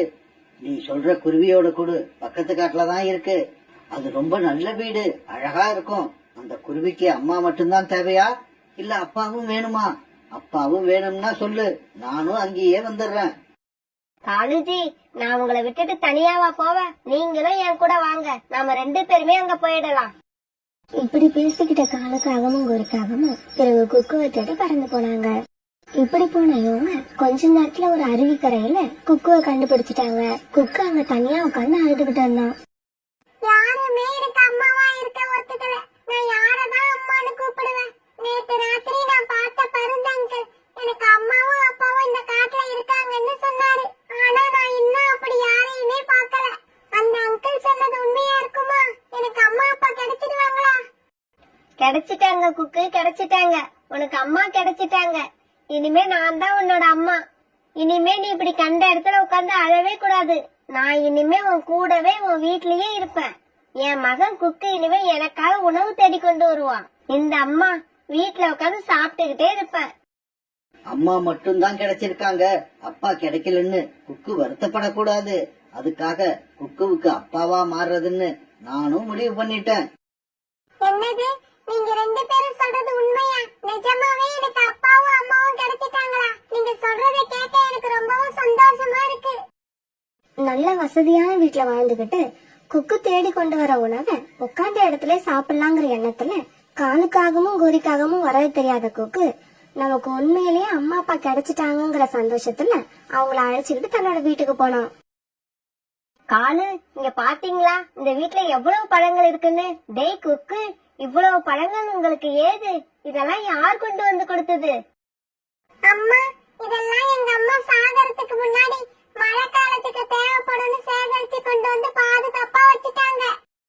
குக்கு, உனக்கு ஒரு செய்தி தெரியுமா? இந்த வருஷம் நம்ம காட்டுல மழையே வராதுன்னு ஒரு செய்திய பருந்துராஜா அரண்மனையில இருந்து வந்த ஒரு பறவை சொல்லிச்சு. அதனால இந்த பழங்களை இப்ப நாம சாப்பிடுறதுல தப்பே இல்ல. இப்படி சொல்லிட்டு காலுக்காகவும் கோரிக்காகவும் அந்த பழங்களை எடுத்து வச்சு சாப்பிட்டாங்க. பிறகு ராத்திரி ஆச்சு. அம்மா, இன்னைக்கு நாம 2 பேரும் ஒன்னா படுத்துப்போம். நீங்க எனக்கு கதை சொல்றீங்களா? குக்கு, உங்க அம்மாவுக்கு இப்ப கொஞ்ச நாளா தொண்டை சரியில்லை. அதனாலதான் என் குரல் கரகரன்னு இருக்கு. இன்னும் கொஞ்ச நாள் போகட்டும். அம்மா குரல் சரியான உடனே உங்களுக்கு நிறைய கதை சொல்லுவேன். கோரிக்காவும் சொன்னத உண்மைன்னு நம்பின குக்கு நமக்கு அம்மாவும் அப்பாவும் கிடைச்சிட்டாங்கிற சந்தோஷத்துல அன்னைக்கு ராத்திரி நிம்மதியா தூங்கலாம். குக்குவோட அம்மா, இன்னைக்கு இரவு சாப்பாடு எப்படி இருந்துச்சு? இதே மாதிரி உணவு நமக்கு தினமும் கிடைச்சா நாம 2 பேருமே கலரா மாறிடுவோம். குக்கோடப்பா, இந்த குக்குவ மாதிரி ஒரு பைத்தியத்தை நான் பார்த்ததே இல்ல. நம்ம 2 பேரையும் அம்மா அப்பாவா ஏத்துக்கிட்டு அவனோட வீட்டுல கொண்டு வந்து வச்சிருக்கான் பாருங்க. இத நினைச்சா எனக்கு சிரிப்பா வருது. இப்படி சொல்லிட்டு காலுக்காகவும் கோரிக்காகவும் சத்தம் போட்டு சிரிச்சாங்க. பிறகு அப்படியே அந்த கூட்டுல படுத்து தூங்கினாங்க. மறுநாள் பொழுது விழுந்துச்சு. கொக்கு காலையில கண் வச்சு பார்த்தப்ப காலுக்காகவும் கோரிக்காகவும் தூங்கிட்டு இருந்தாங்க. கொக்கு அவங்களை எழுப்பி விடாம தானே உணவு தேடி பறந்து போனான். இப்படி போன இவனுக்கு ரொம்ப நேரம் கழிச்சு ஒரு இனிப்பான மாம்பழம் கிடைச்சது. இப்படி கிடைச்ச மாம்பழத்தை கொக்கு வீட்டுக்கு எடுத்துட்டு போய் அம்மா அப்பா கிட்ட கொடுக்கணும்னு நினைக்கிறப்ப அங்க புறா வந்தது. குருவி, நான் பக்கத்து காட்டுல இருந்து வரேன். இங்க ஜம்ஜம் பறவையோட வீடு எங்க இருக்கு? புறா அங்கிள், இன்னும் கொஞ்சம் தூரம் போனீங்கன்னா காஞ்சி போன பெரிய மரம் ஒண்ணு இருக்கும். அதுலதான் ஜம்ஜம் பறவை இருக்காங்க. அது சரி, நீ இந்த மாம்பழத்தை சாப்பிடாம இதை எடுத்துக்கிட்டு எங்க போக போற? அங்கிள், என்னோட அம்மா 2 நாளைக்கு முன்னாடி இறந்துட்டாங்க. அப்புறம் உங்க காட்டுல உள்ள 2 காகங்கள் தான் இப்ப எனக்கு அம்மா அப்பாவா இருக்காங்க. அவங்க 2 பேரும் ரொம்ப நல்லவங்க. யாருமே எனக்கு அம்மா அப்பாவா இருக்க மறுத்தப்ப அவங்க 2 பேரும் தான் நான் அழுதத பார்த்த உடனே அம்மா அப்பாவா இருக்க சம்மதிச்சு வந்துட்டாங்க. அவங்க வந்ததுக்கு அப்புறம் தான் நான் இப்ப பயம் இல்லாம இருக்கேன். என்னது, காலுவும் கோரியும் உனக்கு அம்மா அப்பாவா இருக்காங்களா? அந்த காகங்கள் உன்னை ஏமாத்துறாங்கன்னு நினைக்கிறேன். புறாங்கள், எது எப்படியோ நான் உங்க அம்மா அப்பாவா நினைக்கிறேன். எனக்கு அவ்வளவுதான் தெரியும். எங்க அம்மா அப்பா பசியோட இருப்பாங்க. நான் இந்த பழத்தை எடுத்துக்கிட்டு கிளம்புறேன். இப்படி சொன்ன கொக்கு அங்க இருந்து தன்னோட வீட்டுக்கு பறந்து போனான். அம்மா அப்பா, எழுந்திருங்க. நான் உங்களுக்காக என்ன எடுத்துக்கிட்டு வந்திருக்கேன்னு பாருங்க. ஐ, மாம்பழம், அதுவும் நல்லா பழுத்த மாம்பழம். கொக்கு, எனக்கு மாம்பழம்னா ரொம்ப பிடிக்கும். அப்புறம் ஏமா பாத்துக்கிட்டே இருக்கீங்க? சாப்பிடுங்க. ஆமா குக்கு, நீ மாம்பழம் சாப்பிட்டியா?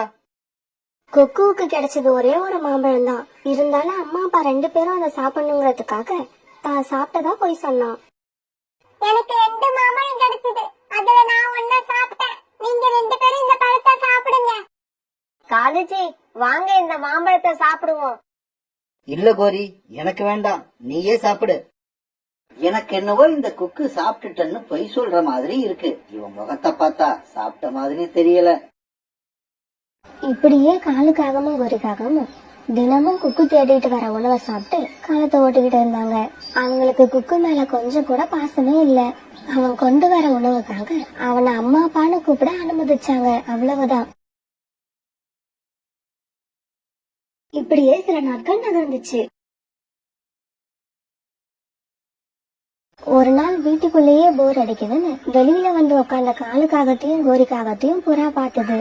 காலு, கோரி, நீங்க 2 பேரும் அந்த சின்ன குருவியை ஏமாத்தி சொகுசா வாழ்ந்துகிட்டு இருக்கீங்க. நீங்க செய்யற இந்த பாவத்துக்கெல்லாம் விமோசனமே கிடையாது. நீங்க 2 பேரும் அம்மா அப்பாங்கிற புனிதமான வார்த்தையை உபயோகப்படுத்தி அந்த குழந்தையை ஏமாத்துறீங்க. ஏய் அழுக்கு புறாவே, எங்களுக்கு தேவை உட்கார்ந்து சாப்பிடுற சொகுசான வாழ்க்கை. அந்த குழந்தைக்கு தேவை அம்மா அப்பா. எங்களுக்கு தேவையானதை அது கொடுக்குது. அந்த குருவிக்கு தேவையானதை நாங்க கொடுக்கறோம். இதையெல்லாம் பார்த்துட்டு உன்னோட வயிறு ஏன் எரியுது? சொல்றேன் கோரி, சொல்றேன். அன்னைக்கு அந்த சின்ன குருவிக்கு ஒரே ஒரு மாம்பழம் கிடைச்சது. அத கூட அவன் சாப்பிடாம உங்க 2 பேருக்கும் குடுக்கறதுக்காக எடுத்துக்கிட்டு வந்தான். ஏன் இப்படி செய்யறன்னு கேட்டா, எங்க அம்மா அப்பா சாப்பிட்டாலே என் வயிறு நிறைஞ்சிரும்னு சொல்றான். அந்த மாதிரி உங்க மேல உண்மையான அன்பு வச்சிருக்கவன போய் இப்படி அம்மா அப்பாவா நடிச்சு ஏமாத்துறீங்களே, உங்களுக்கு எல்லாம் மன்னிப்பே கிடையாது. இப்படி சொன்ன புறா அங்க இருந்து கோவமா பறந்து போச்சு. காலேஜி இந்த புறா சொல்றதெல்லாம் உண்மையா இருக்குமா? தினமும் குக்கு அவன் சாப்பிடாம தான் நமக்கு உணவு கொண்டு வரானா? கோரி, நான் அன்னைக்கே சந்தேகப்பட்டேன். அவன் சாப்பிட்டுட்டேன்னு சொல்றானே தவிர அவன் முகத்தை பார்த்தா சாப்பிட்ட மாதிரியே தெரியல. ஐயோ காலேஜி, நம்ம பெரிய தப்பு பண்ணிட்டோம். குக்கு நம்ம மேல உண்மையிலேயே ரொம்ப அன்பு வச்சிருக்கான் போல இருக்கு. நாம தான் புரிஞ்சுக்காம அவனை இத்தனை நாளா ஏமாத்திட்டோம். இந்த சின்ன வயசுல அவன் பட்டினி கிடந்து நமக்கு உணவு கொண்டு வந்து கொடுக்கறான். இந்த மாதிரியான அன்பு நாம எங்க தேடினாலும் கிடைக்காது. வாங்க வீட்டுக்கு போய் அவனை பார்த்து எனக்கு மன்னிப்பு கேட்கணும் போல இருக்கு. இப்படி பேசிக்கிட்ட காலுக்காகவும் கோரிக்காகவும் உடனே வீட்டுக்கு பறந்து போனாங்க. ஆனா குக்கு கிட்ட மன்னிப்பு கேட்கறதுக்காக இவங்க வீட்டுக்கு போன நேரத்துல குக்கு வீட்டுல தன்னோட கூட்டுல மயங்கி கிடந்தான். குக்கு எழுந்திரிடா, குக்கு எழுந்திரி. என்னாச்சு உனக்கு? நான் உன்னோட அம்மா வந்திருக்கேன். ஆமாண்டா, உண்மையிலேயே உன்னோட அம்மாவா மாறி வந்திருக்கேன். தயவு செய்து கண்ணை திறந்து என்ன பாரு. கோரி, குக்கு மயக்கமாகி கிடக்கான்னு நினைக்கிறேன். என்ன ஆச்சுன்னு தெரியல. வா, இவனை உடனே தூக்கிக்கிட்டு நாம பருந்து டாக்டர் ஹாஸ்பிட்டலுக்கு போவோம். பிறகு காலுக்காகவும் கோரிக்காகவும் குக்குவை தூக்கிட்டு பருந்து டாக்டர் ஹாஸ்பிட்டலுக்கு போனாங்க. டாக்டர் குக்குவை நல்லா பரிசோதித்து பார்த்தாரு. ஆமா, இவனோட உடம்பு என்ன இவ்வளவு வீக்கா இருக்கு? இவன் தினமும் சாப்பிடறானா இல்லையா? இவனோட நாடி துடிப்பு ரொம்பவும் குறைஞ்சு போயிருக்கு. இவனுக்கு இப்ப மயக்கம் தெளியறதுக்கு நான் மருந்து கொடுக்கறேன். வீட்டுக்கு போன உடனே இவனுக்கு நல்ல சத்தான உணவு கொடுங்க. வேற எதுவும் தேவையில்லை. இவன் நல்லா சாப்பிட்டாலே இவனோட உடம்பு தன்னால சரியாயிடும். இப்படி சொன்ன டாக்டர் பிறகு குக்குவோட வாயில மருந்து ஊத்தினாரு. டாக்டர் இப்படி மருந்து கொடுத்த கொஞ்ச நேரம் கழிச்சு குக்கு கண் விழிச்சு பார்த்தான். அம்மாவும் அப்பாவும் பக்கத்துல நிக்கிறத பார்த்தாங்க. உடனே எழுந்திரிச்சு உட்கார்ந்தான். அம்மா, அப்பா, இன்னைக்கு உங்களுக்கு உணவு எடுத்துக்கிட்டு வர லேட் ஆயிடுச்சுன்னு தயவு செய்து கோச்சிக்காதீங்க. இன்னைக்கு என்ன ஆச்சுன்னு தெரியல. என்ன அறியாம மயக்கம் வந்து வீட்டுல அப்படியே விழுந்துட்டேன். நீங்க 2 பேரும் வீட்டுக்கு போங்க. நான் உங்களுக்கான உணவு தேடி எடுத்துக்கிட்டு சீக்கிரமா வீட்டுக்கு வந்துடுறேன். இப்படி அழுதுகிட்டே சொன்ன குக்குவை கோரி தன்னோட ரக்கையால வாரி தான் நெஞ்சோட அணைச்சுக்கிச்சு. குக்கு, மன்னிக்க வேண்டியது நாங்க இல்ல, நீதான். ஆமா, நீதான் எங்களை மன்னிக்கணும். நீ எங்க மேல வச்சிருக்க உண்மையான பாசத்தை புரிஞ்சுக்காம உன்னை ஒரு வேலைக்கார மாதிரி நடத்திட்டோம். இதுக்கப்புறம் ஒருவேளை உணவு கூட நீ எங்களுக்கு கொண்டு வரக்கூடாது. உன்னை உட்கார வச்சு நாங்க தான் உனக்கு உணவு எடுத்துக்கிட்டு வருவோம். உன்னை உங்க அம்மா இருந்தா எப்படி பாத்துப்பாங்களோ அதை விட ஒரு படி மேல உன்னை கவனிச்சுப்போம். உன்னை நல்லா படிக்க வைப்போம். உனக்கு ஒரு நல்ல எதிர்காலத்தை உண்டாக்குவோம். இப்படி குக்குவை அணைச்சுக்கிட்டு அழுதுகிட்டே பேசின கோரிக்காகவும் காலுக்காகவும் குக்குவை தூக்கிட்டு தங்களோட வீட்டுக்கு போனாங்க. குக்குவுக்கு சத்தான உணவுகளை பரிமாறினாங்க. அந்த நாளுக்கு அப்புறம் குக்கு உணவு தேடுறதுக்காக வெளியில போகவே இல்ல. காலுக்காகவும் கோரிக்காகவும் தான் குக்குவுக்காக உணவு தேடி எடுத்துக்கிட்டு வந்தாங்க. குக்குவை அந்த காட்டுல உள்ள ஸ்கூல்லயே சிறந்த ஸ்கூலா பார்த்து சேர்த்து படிக்க வச்சாங்க. விடுமுறை நாட்கள்ல குக்குவை அழைச்சுக்கிட்டு அருவிக்கரன் நதிக்கரனு போய் அவன் கூட சந்தோஷமா விளையாடி அவனை எப்பவுமே மகிழ்ச்சியா வச்சுக்கிட்டாங்க. அந்த சாமியார் பண்ண சொன்ன மாதிரி குக்குவுக்கு இப்ப ஒரு நல்ல அம்மா அப்பா கிடைச்சிட்டாங்க. பல மலைகளை தாண்டி ஒரு பள்ளத்தாக்குல இருந்த அழகான காடு அது. அந்த காட்டுல இந்த வருஷம் நல்ல மழை பெஞ்சிருந்தது. அதனால அந்த காட்டுல இருந்த ஆறு, ஏரி, குளம், கொட்டை எல்லாமே தண்ணீரால நிரம்பி வழிஞ்சது. அதனால இந்த வருஷம் எல்லா பறவைகளுக்குமே தண்ணீரை பத்தின கவலையே இல்ல. அவங்களோட கவலையெல்லாம் இப்ப உணவு பத்தி தான். சோனா, இந்த தடவை நம்ம காட்டுல நல்லா மழை பெஞ்சிருக்கு. இப்படி மழை பெஞ்சதால எல்லா வயல்களும் விவசாயம் செய்யற பக்குவத்துல இருக்கு. அதனால இந்த வருஷம் நாம ஏன் விவசாயம் செய்யக்கூடாது? புராணா, உங்களோட யோசனை நல்லாதான் இருக்கு. ஆனா நாம இப்ப விவசாயம் பண்றதா இருந்தா எந்த தானியத்தை விவசாயம் பண்றதுன்னு ஏதாவது ஐடியா இருக்கா? சோனா, என்கிட்ட விதை நெல்லு கொஞ்சம் இருக்கு. நெல்லுக்கு தேவையான தண்ணீரும் இப்ப நம்ம காட்டுல நிறைய இருக்கு. அதனால நாம நெல்லையே பயிர் செய்வோம். அப்படியே செய்வோம் புராணா.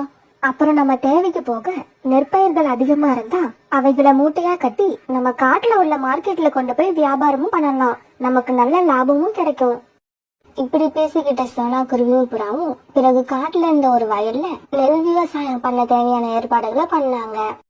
இவங்க இப்படி வயல்ல வேலை செஞ்சுட்டு இருக்கும் போது அங்க ஊருக்காகவும் காலுக்காகவும் வந்தாங்க. சோனா, இந்த வயல்ல நீங்க 2 பேரும் என்ன பண்ணிக்கிட்டு இருக்கீங்க? ஏதாவது விவசாயம் பண்ண போறீங்களா என்ன? ஆமாங்க கோரி அக்கா, இந்த வருஷம் நம்ம காட்டுல நல்லா மழை பெஞ்சிருக்கு. ஆறு, குளம், குட்டை, ஏரி எல்லாமே நிரம்பி இருக்கு. அதனால இந்த சந்தர்ப்பத்தை வீணாக்காம இந்த வயல நெற்பயிர் விவசாயம் பண்ணலாம்னு இருக்கோம். காலுஜி, சோனா சொல்றது ரொம்பவும் சரி. நம்ம வீட்டுக்கு பக்கத்துல கூட கொஞ்சம் வயல் இருக்கு. நாமளும் அங்க ஏதாவது நெல் விவசாயம் பண்ணனா நமக்கு ரொம்ப உதவியா இருக்கும். புறா, உங்ககிட்ட கொஞ்சம் விதை நெல் இருக்குமா? இல்ல காலு, எங்க கிட்டயே வித நெல்லு ரொம்பவும் குறைச்சலாதான் இருக்கு. காலுஜி, வாங்க நாம என்னோட அண்ணன்கிட்ட போவோம். என் அண்ணனுக்கு விவசாயத்துல நிறைய அனுபவம் இருக்கு. அதுவும் இல்லாம எந்த சீசன்ல எந்த பயிர் பண்ணனா நமக்கு லாபம் நிறைய கிடைக்கும்னு அவரே சொல்லுவாரு. இப்படி பேசிக்கிட்ட காலுக்காகவும் கோரிக்காகவும் பிறகு காலுக்காகத்தோட அண்ணனை பார்க்க பறந்து போனாங்க. சோனா குருவியும் புறாவும் பிறகு தங்களோட வயல்ல தொடர்ந்து வேலை பார்க்க ஆரம்பிச்சாங்க. கோரி, காலு, நீங்க விவசாயம் பண்ணணும்னு ஆசைப்பட்டுட்டீங்க. அப்படி பண்றதா இருந்தா உருளைக்கிழங்கு விவசாயம் பண்ணுங்க. இந்த சீசன்ல உருளைக்கிழங்கு நல்லா விளையும். அதுவும் இல்லாம விளைஞ்சதுக்கு அப்புறம் உங்களுக்கு லாபமும் அதிகமா கிடைக்கும். மாமாஜி, உருளைக்கிழங்கு விவசாயம் பண்ணணும்னா உருளைக்கிழங்கு விதை தேவைப்படும். உங்ககிட்ட உருளைக்கிழங்கு விதை இருந்தா எங்களுக்கு கொஞ்சம் கொடுங்க. என்கிட்ட கொஞ்சம் உருளைக்கிழங்கு விதை இருக்கு, ஆனா கொஞ்சமா தான் இருக்கு. இந்தாங்க, இதை எடுத்துக்கிட்டு போங்க. அப்படியே உங்க வயல்ல உருளைக்கிழங்கு நல்லா விளைஞ்சிருச்சுன்னா எனக்கு ஒரு மூட்டை உருளைக்கிழங்கு இனாமா கொடுக்கணும். நீங்க எங்களுக்கு உருளைக்கிழங்கு விதை இனாமா கொடுக்கும் போது நாங்க உங்களுக்கு உருளைக்கிழங்கு கொடுக்க மாட்டோமா? கண்டிப்பா கொடுப்போம். இப்படி கோரியோட அண்ணன் கிட்ட இருந்து விதை உருளைய வாங்கின காலுக்காகவும் கோரிக்காகவும் பிறகு தங்களோட வயலுக்கு பறந்து போனாங்க. இப்படி போன இவங்க தங்களுடைய வயல்ல உருளைக்கிழங்கு விதைய விதைச்சு வச்சாங்க. காலுஜி, இப்ப நம்ம புதைச்சி வச்ச உருளைக்கிழங்க அறுவடை பண்ண எத்தனை நாட்கள் ஆகும்? அப்படி அறுவடை பண்ணிட்டோம்னா நாம அதை வித்து பெரிய பணக்காரங்களாயிடுவோம் இல்ல? கோரி, அந்த நாள் ரொம்ப தூரத்துல இல்ல. சீக்கிரமாவே நாம இந்த உருளைக்கிழங்க பறிச்சு மார்க்கெட்ல கொண்டு போய் வித்துட்டு அதுல வர்ற பணத்தை வச்சு பெரிய வீடு கட்டலாம். காலுஜி, வீடு மட்டும் கட்டலாம்னு சொல்லாதீங்க. எனக்கு தங்கத்துல வளையல் எடுத்து போடணும்னு ரொம்ப நாளா ஆசை இருக்கு. உருளைக்கிழங்கு விதை விதைச்சிட்டு காலுக்காகவும் கோரிக்காகவும் அந்த வயல்ல உட்கார்ந்து இப்படி பேசிக்கிட்டு இருந்தாங்க. இப்படியே சில நாட்கள் நகர்ந்துச்சு. இப்ப சோனாங்குருவியும் புறாவும் விவசாயம் பண்ணின வயல்ல நெற்கதிர்கள் இப்ப கொஞ்சமா வளர ஆரம்பிச்சிருந்தது. புறானா, நம்மளோட வயல்ல நெற்செடிகள் இப்ப வளர்ந்து வெளியில தெரிய ஆரம்பிச்சிருச்சு. சோனா, நாம இப்ப நம்மளோட வயல்ல தண்ணீர் பாய்ச்சி ஆகணும். அப்பதான் நெற்பயிர்கள் நல்லா வளர்ந்து நமக்கு லாபத்தை கொடுக்கும். பிறகு சோனாக்குருவியும் புறாவும் தங்களுடைய வயலுக்கு போய் நெற்செடிகளுக்கு தண்ணீர் ஊத்த ஆரம்பிச்சாங்க. கோரி, வா, நாம இப்ப வயலுக்கு போய் வயல்ல விளைஞ்சிருக்க களைகளை அகற்றியாகணும். அப்படி நாம களைகளை அகற்றலன்னா நாம எதிர்பார்த்த அளவுக்கு உருளைக்கிழங்கு நல்லா விளையாது.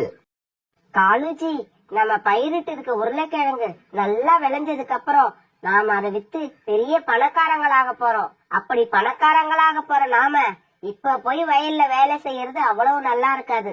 அதனால மற்ற பறவைகளை நம்ம வயல்ல வேலை செய்ய சொல்லுவோம்.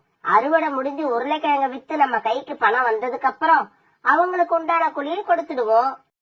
கோரி, நீ சொல்றதும் உண்மைதான்.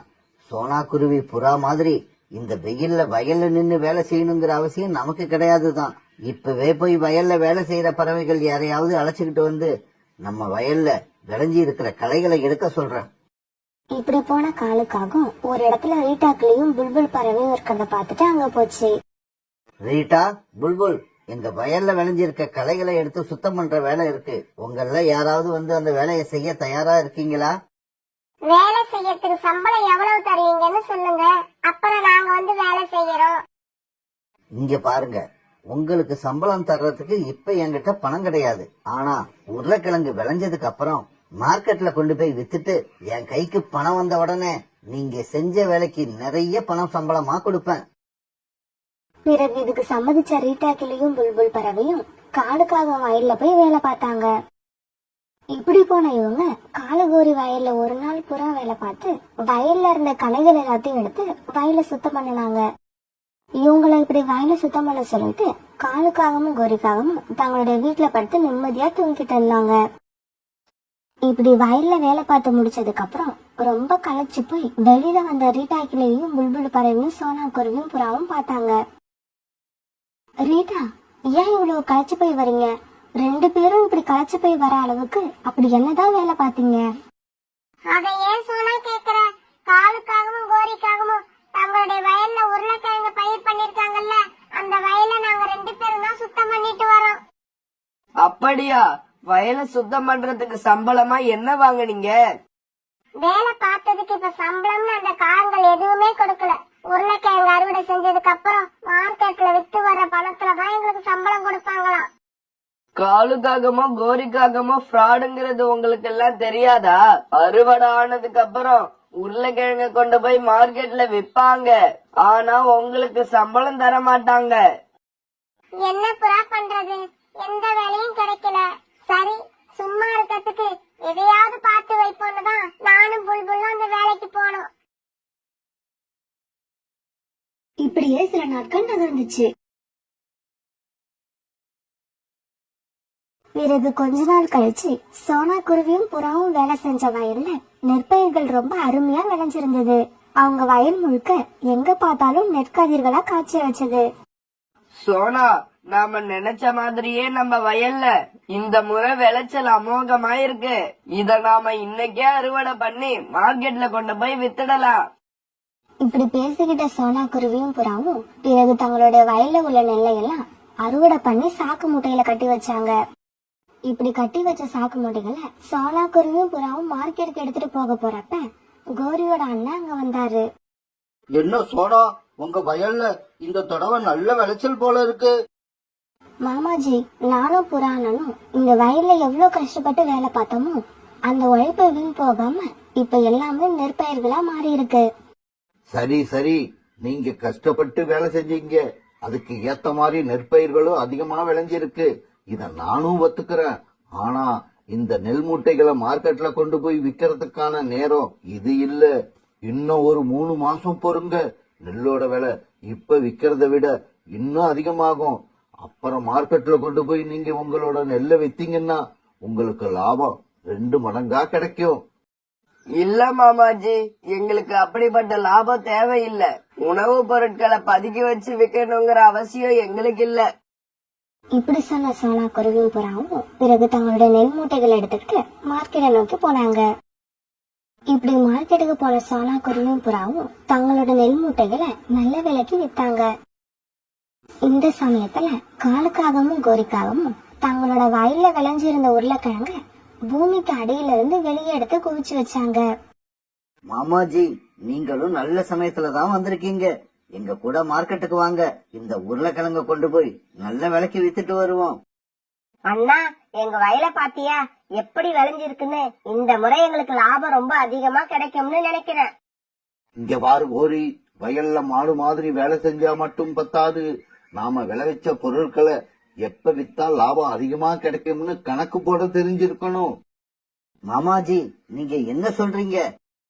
இந்த உருளைக்கிழங்க எல்லாம் கொண்டு போய் உங்க வீட்டுல ஒரு ரூம்ல போட்டு வைங்க. இன்னும் 3 மாசம் இதெல்லாம் அப்படியே இருக்கட்டும். அதுக்கப்புறம் உருளைக்கிழங்கு இப்ப விக்கிற விலையை விட 2 மடங்கு அதிகமாகும். அப்ப வித்தீங்கன்னா உங்களுக்கு லாபம் எவ்வளவு கிடைக்கும்னு நீங்களே கணக்கு போட்டுக்குங்க. அண்ணா, நல்ல சமயத்துல நீங்க வந்தீங்க. இல்லன்னா காலேஜ் நேரம் இந்த உருளைக்கிழங்க எல்லாம் மார்க்கெட்டுக்கு கொண்டு போய் குறைச்சலான விலைக்கு வித்துட்டு வந்திருப்பாரு. ஆமாங்கோரி, நல்ல சமயத்துல மாமாஜி வந்து நமக்கு லட்டு மாதிரி ஒரு யோசனைய சொல்லியிருக்காரு. சீக்கிரம் இந்த உருளைக்கிழங்குகளை எல்லாம் கொண்டு போய் நம்ம வீட்டுல ஒரு ரூம்ல போட்டு வைப்போம். பிறகு காலுக்காகவும் கோரிக்காகவும் வயல்ல இருந்த உருளைக்கிழங்கை எல்லாம் எடுத்துக்கிட்டு போய் தங்களோட வீட்டுல ஒரு ரூம்ல பூட்டி வச்சுட்டு 3 மாசம் எப்ப முடியும்னு காத்திருக்க ஆரம்பிச்சாங்க.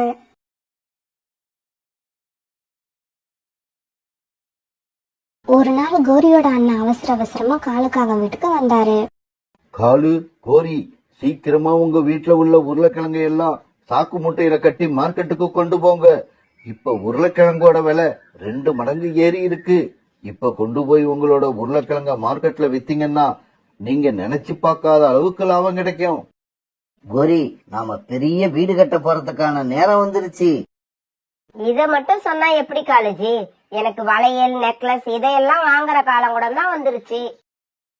பிறகு இவங்க 3 பேரும் தங்களோட வீட்டுக்குள்ள உருளைக்கிழங்கு போட்டு வச்சிருந்த ரூமுக்கு போனாங்க. இப்படி போன இவங்க உருளைக்கிழங்கு இருந்த நிலைமைய பார்த்துட்டு ரொம்பவும் அதிர்ச்சி ஆயிட்டாங்க. அந்த ரூம்ல இருந்த எல்லா உருளைக்கிழங்கும் அழுகி போய் பூசணம் பிடிச்சிருந்தது. அது மட்டும் இல்ல, அந்த ரூமுக்குள்ள ஒரு கெட்ட வாடையும் வந்தது. இத பார்த்த காலுக்காகவும் கோரிக்காகவும் கண்ணீர் விட்டு அழுதாங்க. அண்ணா, என்ன இது? நம்மளோட உருளைக்கிழங்கு எல்லாம் இப்படி வீணா போய் கிடக்கு. இத பாக்குறப்ப எனக்கு நெஞ்சே வெடிச்சிடும் போல இருக்கு. கோரி, ஆசை யார விட்டது? கிடைக்கிற லாபம் போதும்னு நினைச்சு சோனா குருவி புறா மாதிரி நாமளும் இந்த உருளைக்கிழங்க 3 மாசத்துக்கு முன்னாடியே வித்திருக்கலாம். ஆமா ஆமா, சோனா குருவி புறா மாதிரி உங்க பேச்ச காதுல வாங்காம நாங்களும் அப்பவே இந்த உருளைக்கிழங்க வித்திருக்கணும். பேராசைப்பட்டதால இப்ப எதுவுமே கிடைக்காம போயிடுச்சு. நகரத்துல இருந்து வெகு தூரம் தள்ளி இருந்த அடர்த்தியான காடாது. அந்த காட்டுல இருந்த பறவைகள் எல்லாம் தங்களுக்கு தெரிஞ்ச வேலைகளை செஞ்சு பணம் சம்பாதிச்சு நிம்மதியா தங்களோட வாழ்க்கைய ஓட்டிக்கிட்டு இருந்தாங்க. அந்த காட்டுல சின்ன வீட்டுல வாழ்ந்துகிட்டு இருந்த சோனா குருவியும் ராணா குருவியும் தங்களுக்கு சொந்தமா இருந்த கொஞ்ச நிலத்துல உருளைக்கிழங்கு விவசாயம் பண்ணிக்கிட்டு இருந்தாங்க. அதே காட்டுல இன்னொரு பக்கம் இருந்த வீட்டுல காலுக்காகவும் கோரிக்காகவும் வாழ்ந்து வந்தாங்க. அவங்களுக்கு சொந்தமான வயல்ல உருளைக்கிழங்கு தான் விவசாயம் பண்ணியிருந்தாங்க. ஆனா எப்பவுமே சோனா குருவி வயலை விட காகங்களோட வயல்ல தான் விளைச்சல் அதிகமா இருக்கும். அதை நினைச்சு காகங்கள் எப்பவுமே கர்வம் பிடிச்சுதான் இருப்பாங்க. அவங்களோட பேச்சு செயல் எல்லாத்துலயும் அந்த கர்வம் வெளிப்பட்டுக்கிட்டே இருக்கும். ஒரு நாள் மதியானம் ராணா குருவி, சோனா குருவி, அவங்க பொண்ணு பியூட்டி 3 பேரும் தங்களுடைய வயல்ல வேலை பார்த்துக்கிட்டு இருந்தாங்க. காலுஜி, இந்த மத்தியான நேரத்துல கூட ஓய்வு எடுக்காம சோனா குருவி குடும்பம் வயல்ல எப்படி வேலை செய்யுதுன்னு பாருங்க. கோரி, சோனா குருவியோட குடும்பம் 24 மணி நேரமும் வயல்ல பாடுபட்டா கூட நம்ம வயல்ல விளையிற உருளைக்கிழங்க விட அதிக விளைச்சல ஒரு நாளும் அவங்களால கொடுக்கவே முடியாது. காலுஜி, அங்க பாருங்களேன், சோனா குருவி ராணா குருவியும் தான் வேலை செய்யறாங்கன்னு பார்த்தா அவங்களோட சின்ன பொண்ணு பியூட்டியும் இந்த வெயில்ல வந்து வேலை பாக்குது பாருங்க.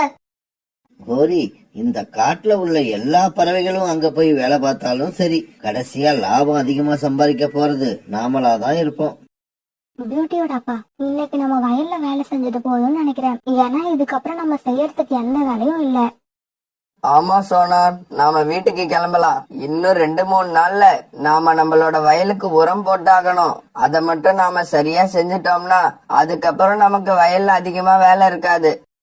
இப்படி பேசிக்கிட்ட ராணா குருவி, சோனா குருவி, பியூட்டி இவங்க 3 பேரும் தங்களுடைய வீட்டுக்கு திரும்பினாங்க. சோனா குருவியோட குடும்பம் இப்படி வீட்டுக்கு போறத பார்த்த காலுக்காகவும் கோரிக்காகவும் உடனே சோனா குருவியோட வயலுக்கு வந்தாங்க. இப்படி வந்த இவங்க ஒரு உருளைக்கிழங்கு செடிய மண்ணுல இருந்து தோண்டி பார்த்தாங்க. காலுஜி, இங்க பாருங்க, சோனா குருவியோட வயல்ல உருளைக்கிழங்கு பெருசாவும் இருக்கு, நிறையாவும் இருக்கு. ஒரு செடியிலேயே இவ்வளவு உருளைக்கிழங்கு இருந்தா இங்க இருக்கிற எல்லா செடியிலயும் எவ்வளவு உருளைக்கிழங்கு வரும்? கோரி, இதுக்கு நாம ஏதாவது யோசனை பண்ணியே ஆகணும். இந்த வருஷமும் உருளைக்கிழங்கு அறுவடையில நாம தான் ஃபர்ஸ்டா வரணும். இப்படி பேசிக்கிட்ட காலுக்காகவும் கோரிக்காகவும் பிறகு தங்களோட வீட்டுக்கு கிளம்பி போனாங்க. பிறகு ராத்திரி ஆச்சு. அந்த காட்டை சுத்தி கருமேகங்கள் சேர்ந்து மழை பெய்ய ஆரம்பிச்சது.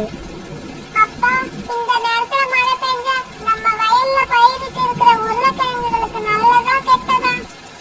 பியூட்டி, இப்படியே மழை பெஞ்சு நம்ம வயல்ல தண்ணீர் தேங்கி நின்னுடுச்சுன்னா நாம பயிரிட்டு இருக்க உருளைக்கிழங்கு எல்லாம் அழுகி போயிடும். பியூட்டியோட அப்பா, ஏற்கனவே நம்ம வயல் கொஞ்சம் பள்ளத்துலதான் இருக்கு. எனக்கு ரொம்ப பயமா இருக்கு. எனக்கு என்னமோ இந்த வருஷம் கடவுள் நம்மள ரொம்ப சோதிப்பாருன்னு நினைக்கிறேன். சோனா, கவலைப்படாத. நமக்கு என்ன கிடைக்கணும்னு இருக்கோ அது கண்டிப்பா கிடைக்கும். காலுஜி, இந்த நேரத்துல இப்படி மழை பெய்யுது. எனக்கு என்னமோ நம்ம உருளைக்கிழங்கு பயிர்களை நினைச்சாலே ரொம்பவும் பயமா இருக்கு. கோரி, பயப்படாத. நம்ம வயல் நல்லா மேடான இடத்துலதான் இருக்கு. இதுல பயப்பட வேண்டியது சோனா குருவியோட குடும்பம் தான். ஏன்னா அவங்க வயல் தான் பள்ளத்துல இருக்கு. காலுஜி, அப்படின்னா இது நாம சந்தோஷப்படக்கூடிய விஷயம்தான். சீக்கிரமா வாங்க, நம்ம வயலுக்கு போய் நம்ம வயல்ல உள்ள நீரையும் சோனா குருவி வயலுக்கு போற மாதிரி செஞ்சிருவோம். ஆமா கோரி, நாம அப்படி செஞ்சா எல்லா தண்ணீரும் சோனா குருவி வயல்ல தேங்கி நின்று அவங்க வயல்ல விளைஞ்சி இருக்கிற எல்லா உருளைக்கிழங்கு பயிர்களும் அழுகி போயிடும். இப்படி பேசிக்கிட்ட காலுக்காகவும் கோரிக்காகவும் பிறகு அந்த ராத்திரியில தங்களோட வயலுக்கு பறந்து போனாங்க. காலுக்காகவும் கோரிக்காகவும் தங்களோட வயல்ல தேங்கி நில எல்லாமே சோனாக்குருவி வயலுக்கு போற மாதிரி செஞ்சாங்க. கொஞ்ச நேரத்துல சோனாக்குருவி வயல் முழுக்க தண்ணீரால நனைஞ்சு விளைஞ்சது. இதுக்கப்புறம் மழை விட்டா கூட சோனாக்குருவி தன்னோட வயல்ல பயிரிட்ட உருளைக்கிழங்கு பயிர்களை அறுவடை பண்ணி அதுல லாபம் சம்பாதிக்கவே முடியாது.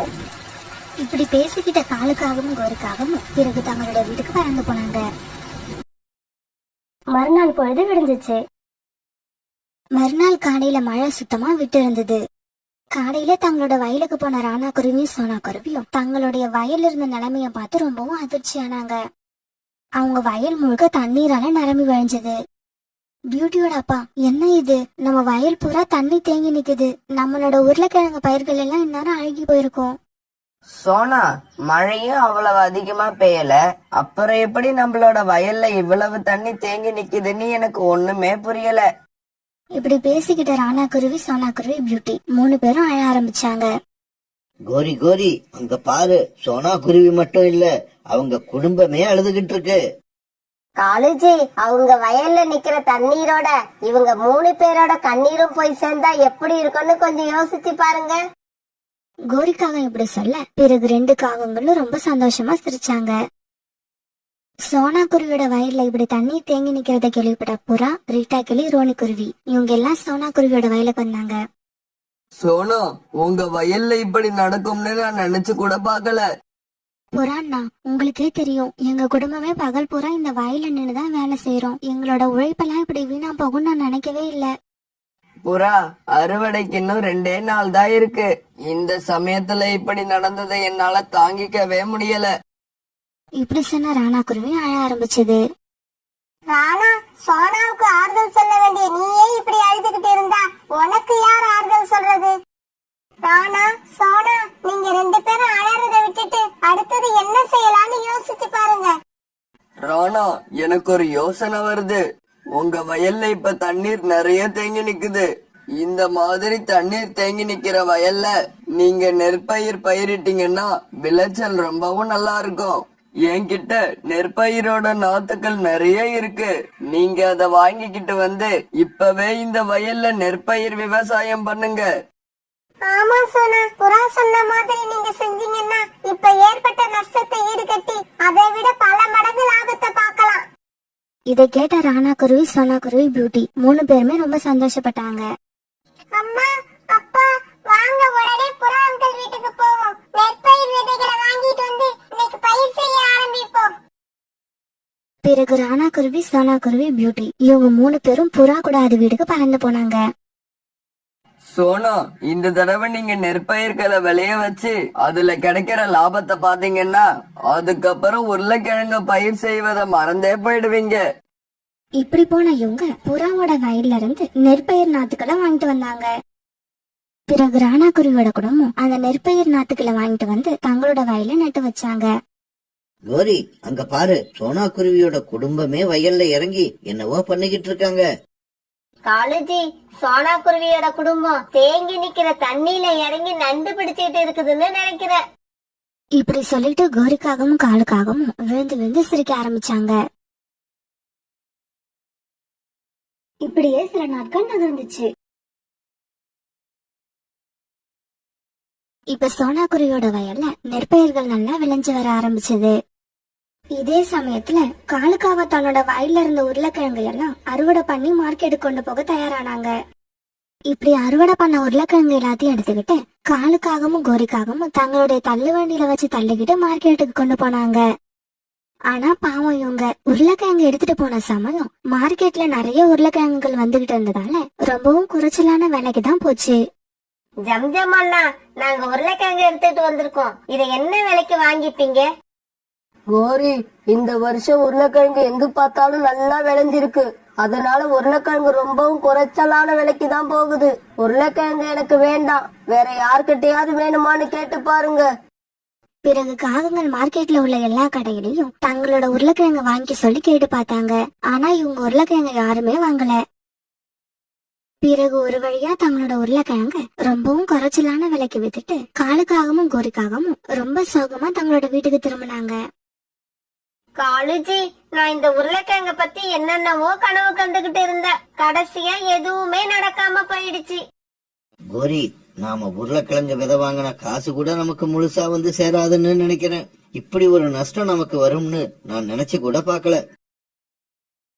அதுக்கப்புறம் கொஞ்ச நாள்ல சோனா குருவியோட நெற்பயிர்களும் நல்லா விளைஞ்சு வந்து அறுவடைக்கு தயாராயிடுச்சு. இத பார்த்த ராணா குருவி, சோனா குருவி, பியூட்டி இவங்க 3 பேருமே ரொம்ப சந்தோஷமானாங்க. இந்த சமயத்துல புறாவும் ரீட்டாய்க்கிலையும் அங்க வந்தாங்க. என்ன ராணா, உருளைக்கிழங்கு பயிர்கள் எல்லாம் தண்ணீர்ல முழுகி அழுகி போன சமயத்துல ரொம்ப அழுதுகிட்டே இருந்தீங்க. அந்த சோகம் எல்லாம் இப்ப எங்க போச்சு? புறாண்ணா, நீங்க செஞ்ச உதவியை மறக்கவே முடியாது. தேவையான சமயத்துல வந்து நல்ல யோசனை சொன்னீங்க. இவங்க எல்லாம் இப்படி பேசிக்கிட்டு இருக்கப்ப சோனா குருவியோட வயல்ல ஏதோ விளைஞ்சிருக்கிறத பார்த்த காலுக்காகவும் குறிக்காகவும் பிறகு சோனா குருவியோட வயலுக்கு வந்தாங்க. சோனா, உங்க வயல்ல ஏதோ பயிர்கள் நிறைய விளைஞ்சிருக்கு, இது எப்படி? கோரியக்கா, மழை பெஞ்சதால எங்களோட வயல்ல தண்ணீர் நிறைய தேங்கிதான் நாங்க பயிரிட்டு இருந்த உருளைக்கிழங்கு எல்லாம் அழுகி போயிடுச்சு. இருந்தாலும் நெற்பயிர்களை விளைவிக்க தண்ணீர் நிறைய தேவை. அதனால நாங்க அந்த சந்தர்ப்பத்தை பயன்படுத்தி எங்களோட வயல்ல தேங்கி நின்ன தண்ணீர்ல நெற்பயிர்களை விளைவிச்சோம். அந்த நெற்பயிர்களும் இப்ப நல்லா விளைஞ்சு வந்திருக்கு. சோனா, இப்படி எல்லாம் நடக்கும்னு தெரிஞ்சிருந்தா நாங்க எங்க வயல்ல இருந்த தண்ணீரை எல்லாம் உங்க வயலுக்கு அனுப்பியிருக்க மாட்டோம். நாங்களே நெற்பயிரை விளைவிச்சிருப்போம். இப்படி சொன்ன கோரிக்காகவும் காலுக்காகவும் ரொம்ப சோகமா அந்த இடத்தை விட்டு பறந்து போனாங்க. சோனா, பாத்தியா, நம்ம வயல்ல தண்ணீர் தேங்கி நின்னதுக்கு காரணமே இந்த காகங்கள் தான். அந்த உண்மை இப்ப காகங்கள் வாயாலேயே வந்துருச்சு. ராணா, சோனா, நீங்க 2 பேரும் இதுக்கப்புறம் தான் ஜாக்கிரதையா இருக்கணும். இந்த நெற்பயிரை நீங்க எப்ப அறுவடை பண்ண போறீங்க? புறாண்ணா, நாளைக்கு காலையிலேயே நாங்க அறுவடை ஆரம்பிச்சிடலாம்னு இருக்கோம். அப்படின்னா இன்னைக்கு ராத்திரி நீங்க ரொம்பவும் ஜாக்கிரதையா இருக்கணும். ரீட்டா, நாமளும் இன்னைக்கு ராத்திரி இங்க வந்து சோனா குருவியோட வயலை காவல் காப்போம். ஆமாம் புறா, காகங்கள் இந்த நெற்பயிர்கள் அழிக்க என்ன வேணாலும் பண்ணுவாங்க. பிறகு ராத்திரி ஆச்சு. காலுஜி, சோனா குருவியோட வயல்ல விளைஞ்சிருக்கிற நெற்பயிர்களை பார்த்ததுல இருந்து என்னோட நெஞ்சு நிம்மதி இல்லாம தவிக்குது. கோரி, நான் மட்டும் என்ன சந்தோஷமாவா இருக்கேன்? நாளைக்கு காலையில அவங்க எப்படி இருந்தாலும் பயிர்களை அறுவடை பண்ணிடுவாங்க. அது நடந்துருச்சுன்னா அவங்க பணக்காரங்க ஆவறத யாராலும் தடுக்க முடியாது. காலுஜி, விடியறதுக்குள்ள நாம ஏதாவது பண்ணி ஆகணும். ஏன் இப்படி செஞ்சா என்ன? நாம இப்பவே போய் அந்த விளைஞ்சிருக்கிற நெற்பயிர்களை எல்லாம் தீ வச்சு கொளுத்திடுவோம். இப்படி யோசிச்ச காலுக்காகவும் கோரிக்காகவும் பிறகு ஒரு தீப்பந்தத்தை எடுத்துக்கிட்டு சோனா குருவியோட வயலை நோக்கி பறந்து போனாங்க. இப்படி போன இவங்க சோனா குருவி வயலுக்கு பக்கத்துல போய் உட்கார்ந்தாங்க. அந்த தீப்பந்தத்தை என்கிட்ட கொடு, நான் போய் இந்த நெற்பயிர்களுக்கு தீ வச்சிட்டு வரேன். இல்ல காலுஜி, அந்த பொன்னான வேலைய நான் என்னோட கைகளால தான் செய்யணும். காகங்கள் இப்படி பேசிக்கிட்டு இருக்காத மறைஞ்சிருந்து எல்லா பறவைகளும் பாத்துக்கிட்டு இருந்தாங்க. சரி சரி, எல்லாரும் வாங்க. இதுக்கப்புறம் இந்த காகங்களை நாம பேச விடக்கூடாது. பிறகு எல்லா பறவைகளும் காகங்கள் மேல பாய்ச்சி அவங்களை அடிக்க ஆரம்பிச்சாங்க. விட்டுருங்க, எங்களை விட்டுருங்க, நாங்க எதுவும் செய்யல, சும்மா வேடிக்கை பார்க்க தான் வந்தோம். ஆமா ஆமா, நாங்க வேடிக்கை பார்க்க தான் வந்தோம். எங்களை நம்புங்க, எங்களை விட்டுருங்க, எங்களை அடிக்காதீங்க, எங்களால வலி தாங்க முடியல. இப்படி எல்லா பறவைகளும் சேர்ந்து காலுக்காகத்தையும் கோரிக்காகத்தையும் ஆத்திரம் தீர அடி பின்னி எடுத்தாங்க. என்ன காலு, கோரி 2 பேரும் எதுக்கு இங்க வந்தீங்க? விளைஞ்சிருக்க நெற்பயிர்களுக்கு தண்ணீர் ஊத்திட்டு போலான்னு வந்தீங்களா? இதுக்கப்புறம் உங்க பார்வை கூட எங்க வயல்ல விழக்கூடாது. அப்படி பாத்தீங்க 2 கண்ணையும் நோண்டி எடுத்துடுவோம். இப்படி எல்லா பறவைங்க கிட்டையும் அவமானப்பட்ட காலுக்காகவும் கோரிக்காகவும் பிறகு அந்த இடத்தை விட்டு பறந்து போனாங்க. மறுநாள் ராணா குருவி, சோனா குருவி, பியூட்டி இவங்க 3 பேரும் சேர்ந்து தங்களுடைய வயல் பூரா அறுவடை செஞ்சு முடிச்சாங்க. பிறகு அந்த நெற்பயிர்களை மார்க்கெட்டுக்கு கொண்டு போய் அதிக விலைக்கு வித்தாங்க. அதுல வந்த லாபத்தை வச்சு அவங்களோட குடும்பம் ரொம்பவும் நல்ல நிலைமைக்கு வந்தது. சோனா, நாம உருளைக்கிழங்கு பயிர் பண்ணிருந்தா கூட நமக்கு இந்த அளவுக்கு லாபம் வந்திருக்காது.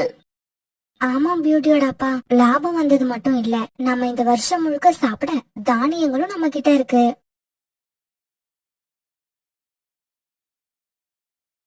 ஒரு பெரிய அழகான காட்டுல ராணா குருவி, சோனா குருவியும் கணவன் மனைவியா வாழ்ந்து வந்தாங்க. இவங்க 2 பேரும் ஒருத்தருக்கு ஒருத்தர் ரொம்பவும் அன்பு செலுத்தினாங்க. இருந்தாலும் இவங்க 2 பேர் முகமும் எப்பவும் கவலையா தான் இருந்தது. இந்த கவலைக்கு காரணம் அவங்க 2 பேருக்கும் திருமணம் ஆகி ரொம்ப நாட்கள் ஆயிருச்சு. இருந்தாலும் இவங்க 2 பேருக்கும் இன்னும் குழந்தை பிறக்கல. இவங்க முகம் எப்பவும் வருத்தமா இருக்கிறதுக்கு காரணம் அதுதான். ராணாஜி, நம்ம ஏதாவது ஒரு மரத்துல போய் உட்காருவோம். எனக்கு ரொம்பவும் களைப்பா இருக்கு. சோனா, இன்னும் கொஞ்ச தூரம் பறந்து போனா பசுமையான காடு வரும். அந்த காட்டுல இனிப்பான பழங்களை தரக்கூடிய நிறைய மரங்கள் இருக்கு. இவங்க அப்படி பேசிக்கிட்டு போகும்போது ஒரு வயதான புறா ஒண்ணு இவங்கள பார்த்த உடனே இவங்களை நோக்கி குரல் கொடுக்க ஆரம்பிச்சது. குருவிகளே குருவிகளே, கொஞ்சம் நில்லுங்க, நான் சொல்றத கொஞ்சம் கேட்டுட்டு போங்க. அந்த வயதான புறா இப்படி சொன்ன உடனே ராணா குருவியும் சோனா குருவியும் அந்த புறா கிட்ட போய் உட்கார்ந்தாங்க. சொல்லுங்கம்மா, எதுக்காக எங்களை கூப்பிட்டீங்க? உங்களுக்கு ஏதாவது உதவி தேவைப்படுதா? குருவிகளே, நான் 2 நாளா எதுவும் சாப்பிடவே இல்ல. என்னால உங்கள மாதிரி அலைஞ்சு திரிஞ்சு எங்கேயும் போய் உணவு தேடவும் முடியல. அதனால நீங்க 2 பேரும் எனக்காக கொஞ்சம் உணவு தேடி கொண்டு வந்தீங்கன்னா உங்களுக்கு ரொம்ப புண்ணியமா போகும். அம்மா, நாங்களும் உணவு தேடிதான் இவ்வளவு தூரம் பறந்து வந்திருக்கோம். எங்கேயும் எங்களுக்கும் உணவு கிடைக்கல. அதனால கொஞ்சம் பொறுங்க. நாங்க உணவு தேடி எடுத்துக்கிட்டு திரும்ப வரும்போது உங்களுக்கு உணவு கொடுத்துட்டு போறோம். குருவிகளே, அவ்வளவு நேரம் என்னால பசியா இருக்க முடியாது. ஆமா, இவ்வளவு நேரம் நீங்க யாருக்காக உணவு தேடிட்டு வந்தீங்க? என்ன பாட்டு இது கேள்வி? நாங்க யாருக்காக உணவு தேடுவோம்? எங்களுக்காக தான் உணவு தேடி வந்தோம். சரி, இப்ப இந்த பாட்டிக்காக உணவு தேட போறதா நினைச்சுக்கிட்டு போங்க. இந்த தடவை உணவு கிடைக்குதா இல்லையான்னு பாப்போம். ராணா, நான் பாட்டி கூட பக்கத்திலே இருக்கேன். நீங்க பாட்டி சொன்ன மாதிரி மனசுல அவங்களுக்கு உணவு தேடி போறதா நினைச்சுக்கிட்டு போங்க. பிறகு ராணா குருவி சோனா குருவியை அங்கேயே விட்டுட்டு தான் மட்டும் உணவு தேட பறந்து போச்சு. என்ன ஆச்சரியம், ராணா குருவி கொஞ்ச தூரம் தான் போயிருக்கோம். ஒரு மரத்துல ஒரு மாம்பழம் இருக்கிறத பார்த்தது. உடனே அந்த மாம்பழத்தை எடுத்துக்கிட்டு வேகமா வயதான பாட்டி இருக்கிற இடத்துக்கு திரும்பி வந்தது. ராணாஜி, என்ன இது இவ்வளவு சீக்கிரமா திரும்பி வந்துட்டீங்க? அதுவும் இனிப்பான மாம்பழங்களை வேற கொண்டு வந்திருக்கீங்க. இது உங்களுக்கு எங்க இருந்து கிடைச்சது? சோனா, பாட்டி சொன்ன மாதிரி அவங்களுக்கு உணவு தேட போறேன்னு நினைச்சுக்கிட்டே போனப்ப பக்கத்துல இருந்த மரத்திலேயே எனக்கு இந்த பழம் கிடைச்சது. இப்படி சொல்லிட்டு ராணா குருவி அந்த மாம்பழத்தை அந்த வயதான புறா கிட்ட கொடுத்தது. அந்த மாம்பழத்தை வாங்கிட்டு வந்த வயதான புறா பிறகு இவங்களை பார்த்து இப்படி பேச ஆரம்பிச்சது. ஆமா குருவிகளே, உங்க 2 பேர் முகத்திலயும் ஏதோ இனம் புரியாத சோகம் ஒண்ணு இருக்கு. அது என்னன்னு என்கிட்ட சொல்லுங்க. அம்மா, எங்களுக்கு கல்யாணம் ஆகி ரொம்ப நாள் ஆகுது. இருந்தாலும் எங்களுக்கு இன்னும் குழந்தை பிறக்கவே இல்லை. குழந்தை இல்லைன்னு நினைக்கிறப்ப எல்லாம் என்னோட கண்ணுல கண்ணீர் தானா வந்துருது. அம்மா, எனக்கு குழந்தை வேணும். அந்த குழந்தைய நான் கொஞ்சம் தானாட்டணும். இனி என்னென்னவோ ஆசை என்னோட மனசுல இருக்கு. மகளே, என்னால உனக்கு குழந்தைய கொடுக்க முடியாது. வேணும்னா என்கிட்ட ஒரு குருவி பொம்மை இருக்கு, அத உனக்கு தாரேன். எடுத்துக்கிட்டு போய் உன் கூடவே வச்சுக்க. உனக்கு நடக்கிறது எல்லாம் நல்லதாவே நடக்கும். என்னோட ஆசீர்வாதங்கள் உங்க 2 பேருக்கும் எப்பவும் உண்டு. எப்படி சொன்ன அந்த வயதான புறா ஒரு அழகான குருவி பொம்மையை சோனா குருவி கிட்ட கொடுத்தது. அந்த பொம்மையை வாங்கிட்டு ராணா குருவியும் சோனா குருவியும் பிறகு அங்க இருந்து சந்தோஷமா பறந்து போனாங்க. வீட்டுக்கு போன கொஞ்ச நேரத்துல எல்லாம் ராணா குருவி இரவு உணவு சாப்பிட்டு படுத்து தூங்கிடுச்சு. ஆனா சோனா குருவி அந்த பொம்மையை வச்சு விளையாண்டுகிட்டே இருந்தது. அந்த பொம்மையை பார்க்கும்போது சோனாவுக்கு நேரம் போறதே தெரியல. இந்த பொம்மையை பார்க்கும்போது எனக்கு பொம்மை மாதிரியே தெரியல, உயிருள்ள என்னோட குழந்தை மாதிரியே தெரியுது.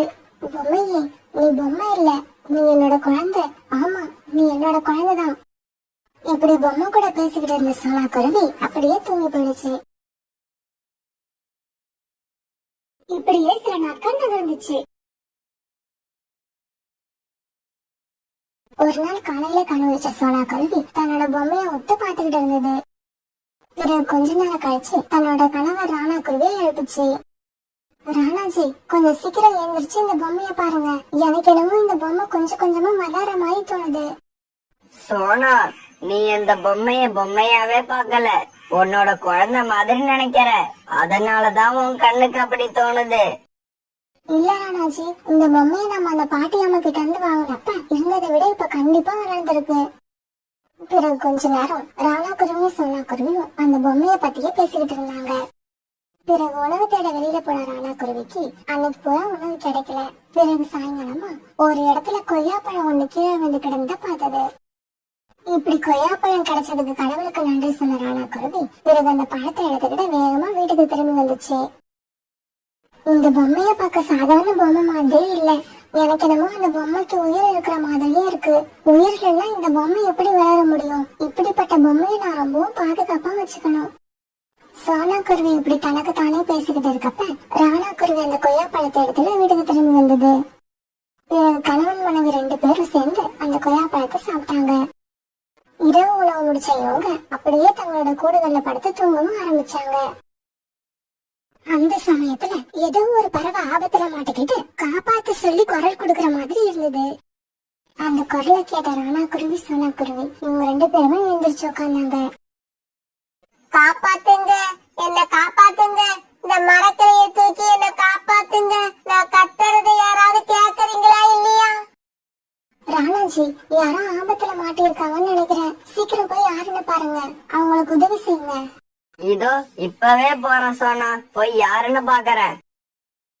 இப்படி கொஞ்ச தூரம் பறந்து போன ராணா குருவி ஒரு இடத்துல ஒரு மரக்கிளைக்கு கீழே கோரிக்காக மாட்டிருக்கத பார்த்தது. காப்பாத்துங்க, என்ன காப்பாத்துங்க. பிறகு ராணா குருவி கோரிக்காகத்துக்கு மேல கடந்த மரக்கிளைய வேற ஒரு பக்கமா தூக்கி போட்டது. இப்படி அந்த கிளைய தூக்கி போட்ட உடனே கோரிக்காகம் தட்டு தடுமாறி எழுந்திரிச்சு உட்கார்ந்தது. காகமே, நீங்க யாரு? எதுக்காக இந்த நேரத்துல இங்க வந்தீங்க? குருவி, என்னோட பேரு கோரி. நான் என்னோட அம்மா வீட்டுக்கு போயிட்டு வர வழியில இந்த மரத்தடியில வந்து உட்கார்ந்தேன். அப்பதான் கிளை முறிஞ்சு என் மேல விழுந்துருச்சு. என்னோட ரெக்கையில பயங்கரமா வலிக்குது. என்னால இப்ப கொஞ்சம் தூரம் தான் பறக்க முடியும்னு நினைக்கிறேன். பரவாயில்ல கோரி, இங்க பக்கத்துலதான் என்னோட வீடு இருக்கு. நீங்க எங்க வீட்டுக்கு வாங்க. உங்க ரெக்கைகள்ல பட்ட காயம் சரியானதுக்கு அப்புறம் நீங்க உங்க வீட்டுக்கு போலாம். இப்படி சொன்ன ராணா பிறகு கோரிக்காகத்தை அழைச்சிட்டு தன்னோட வீட்டுக்கு பறந்து போச்சு. இதுதான் கோரி என்னோட வீடு. இது என் மனைவி சோனா. நீங்க இந்த கூட்டுல படுத்துக்கோங்க. அந்த கூட்டுல படுத்த கோரிக்காகவும் பிறகு கொஞ்ச நேரம் கழிச்சு இந்த மாதிரி கத்த ஆரம்பிச்சது. தாங்க முடியல, என்னால வலி தாங்க முடியல, ரொம்ப வலிக்குது, நான் என்ன செய்வேன்? கோரிக்காக வீட்டுக்குள்ள வந்த உடனே சோனா குருவி தன்னோட பொம்மையை பின்பக்கமா ஒழிச்சு வச்சது. சோனா எதை மறைச்சு வச்சதுன்னு கோரிக்காகத்துக்கு தெரியல. ஆனா எதையோ மறைச்சதுன்னு மட்டும் கோரிக்காகத்துக்கு தெரிஞ்சிருச்சு. இந்த குருவி நம்மள பார்த்துட்டு எதையோ ஒளிச்சு வைக்குது. அது என்னன்னு சரியா நம்மளால கவனிக்க முடியலையே. சரி சரி இருக்கட்டும், நம்ம ரெக்கைகள்ல உள்ள வலி முதல்ல சரியா போகட்டும். அது என்னன்னு நாளைக்கு காலையில பாத்துக்கலாம். பிறகு கோரிக்காகத்தோட ரெக்கைகள்ல ஏற்பட்ட காயத்துக்கு சோனா குருவி மருந்து போட்டு விட்டது. பிறகு அன்னைக்கு ராத்திரி எல்லாரும் நல்லா தூங்கினாங்க. மறுநாள் பொழுது விழுந்துச்சு. காலையில சோனா குருவியும் ராணா குருவியும் கண் விழிக்கிறதுக்கு முன்னாடி கோரிக்காவும் கண் விழிச்சிருச்சு. ராத்திரி சோனா குருவி நம்ம கிட்ட இருந்து எதையோ மறைச்சது. ஆனா அது என்னன்னு தெரியல. அது எங்கதான் வச்சிருக்கோம்? இப்படி யோசிச்சுக்கிட்டு இருந்த கோரிக்காவும் சோனா படுத்திருந்த கூட்டுல இருந்த பொம்மைய பாத்துருச்சு. ஓஹோ, இந்த பொம்மையதான் நம்ம கிட்ட இருந்து மறைச்சு மறைச்சு வச்சுதா? அப்படி மறைச்சு வைக்கிற அளவுக்கு இந்த பொம்மையில என்னதான் இருக்கு? ஒன்னும் புரியலையே. இப்படி யோசிச்சுக்கிட்டே அந்த பொம்மைய பாத்துக்கிட்டு இருந்த கோரி இப்ப அந்த பொம்மை கண் சிமிட்டுறத பாத்துச்சு. இத பார்த்த கோரிக்காகத்துக்கு ஆச்சரியம் தாங்கல. உடனே தாவி போய் அந்த பொம்மைய கையில எடுத்துக்குச்சு.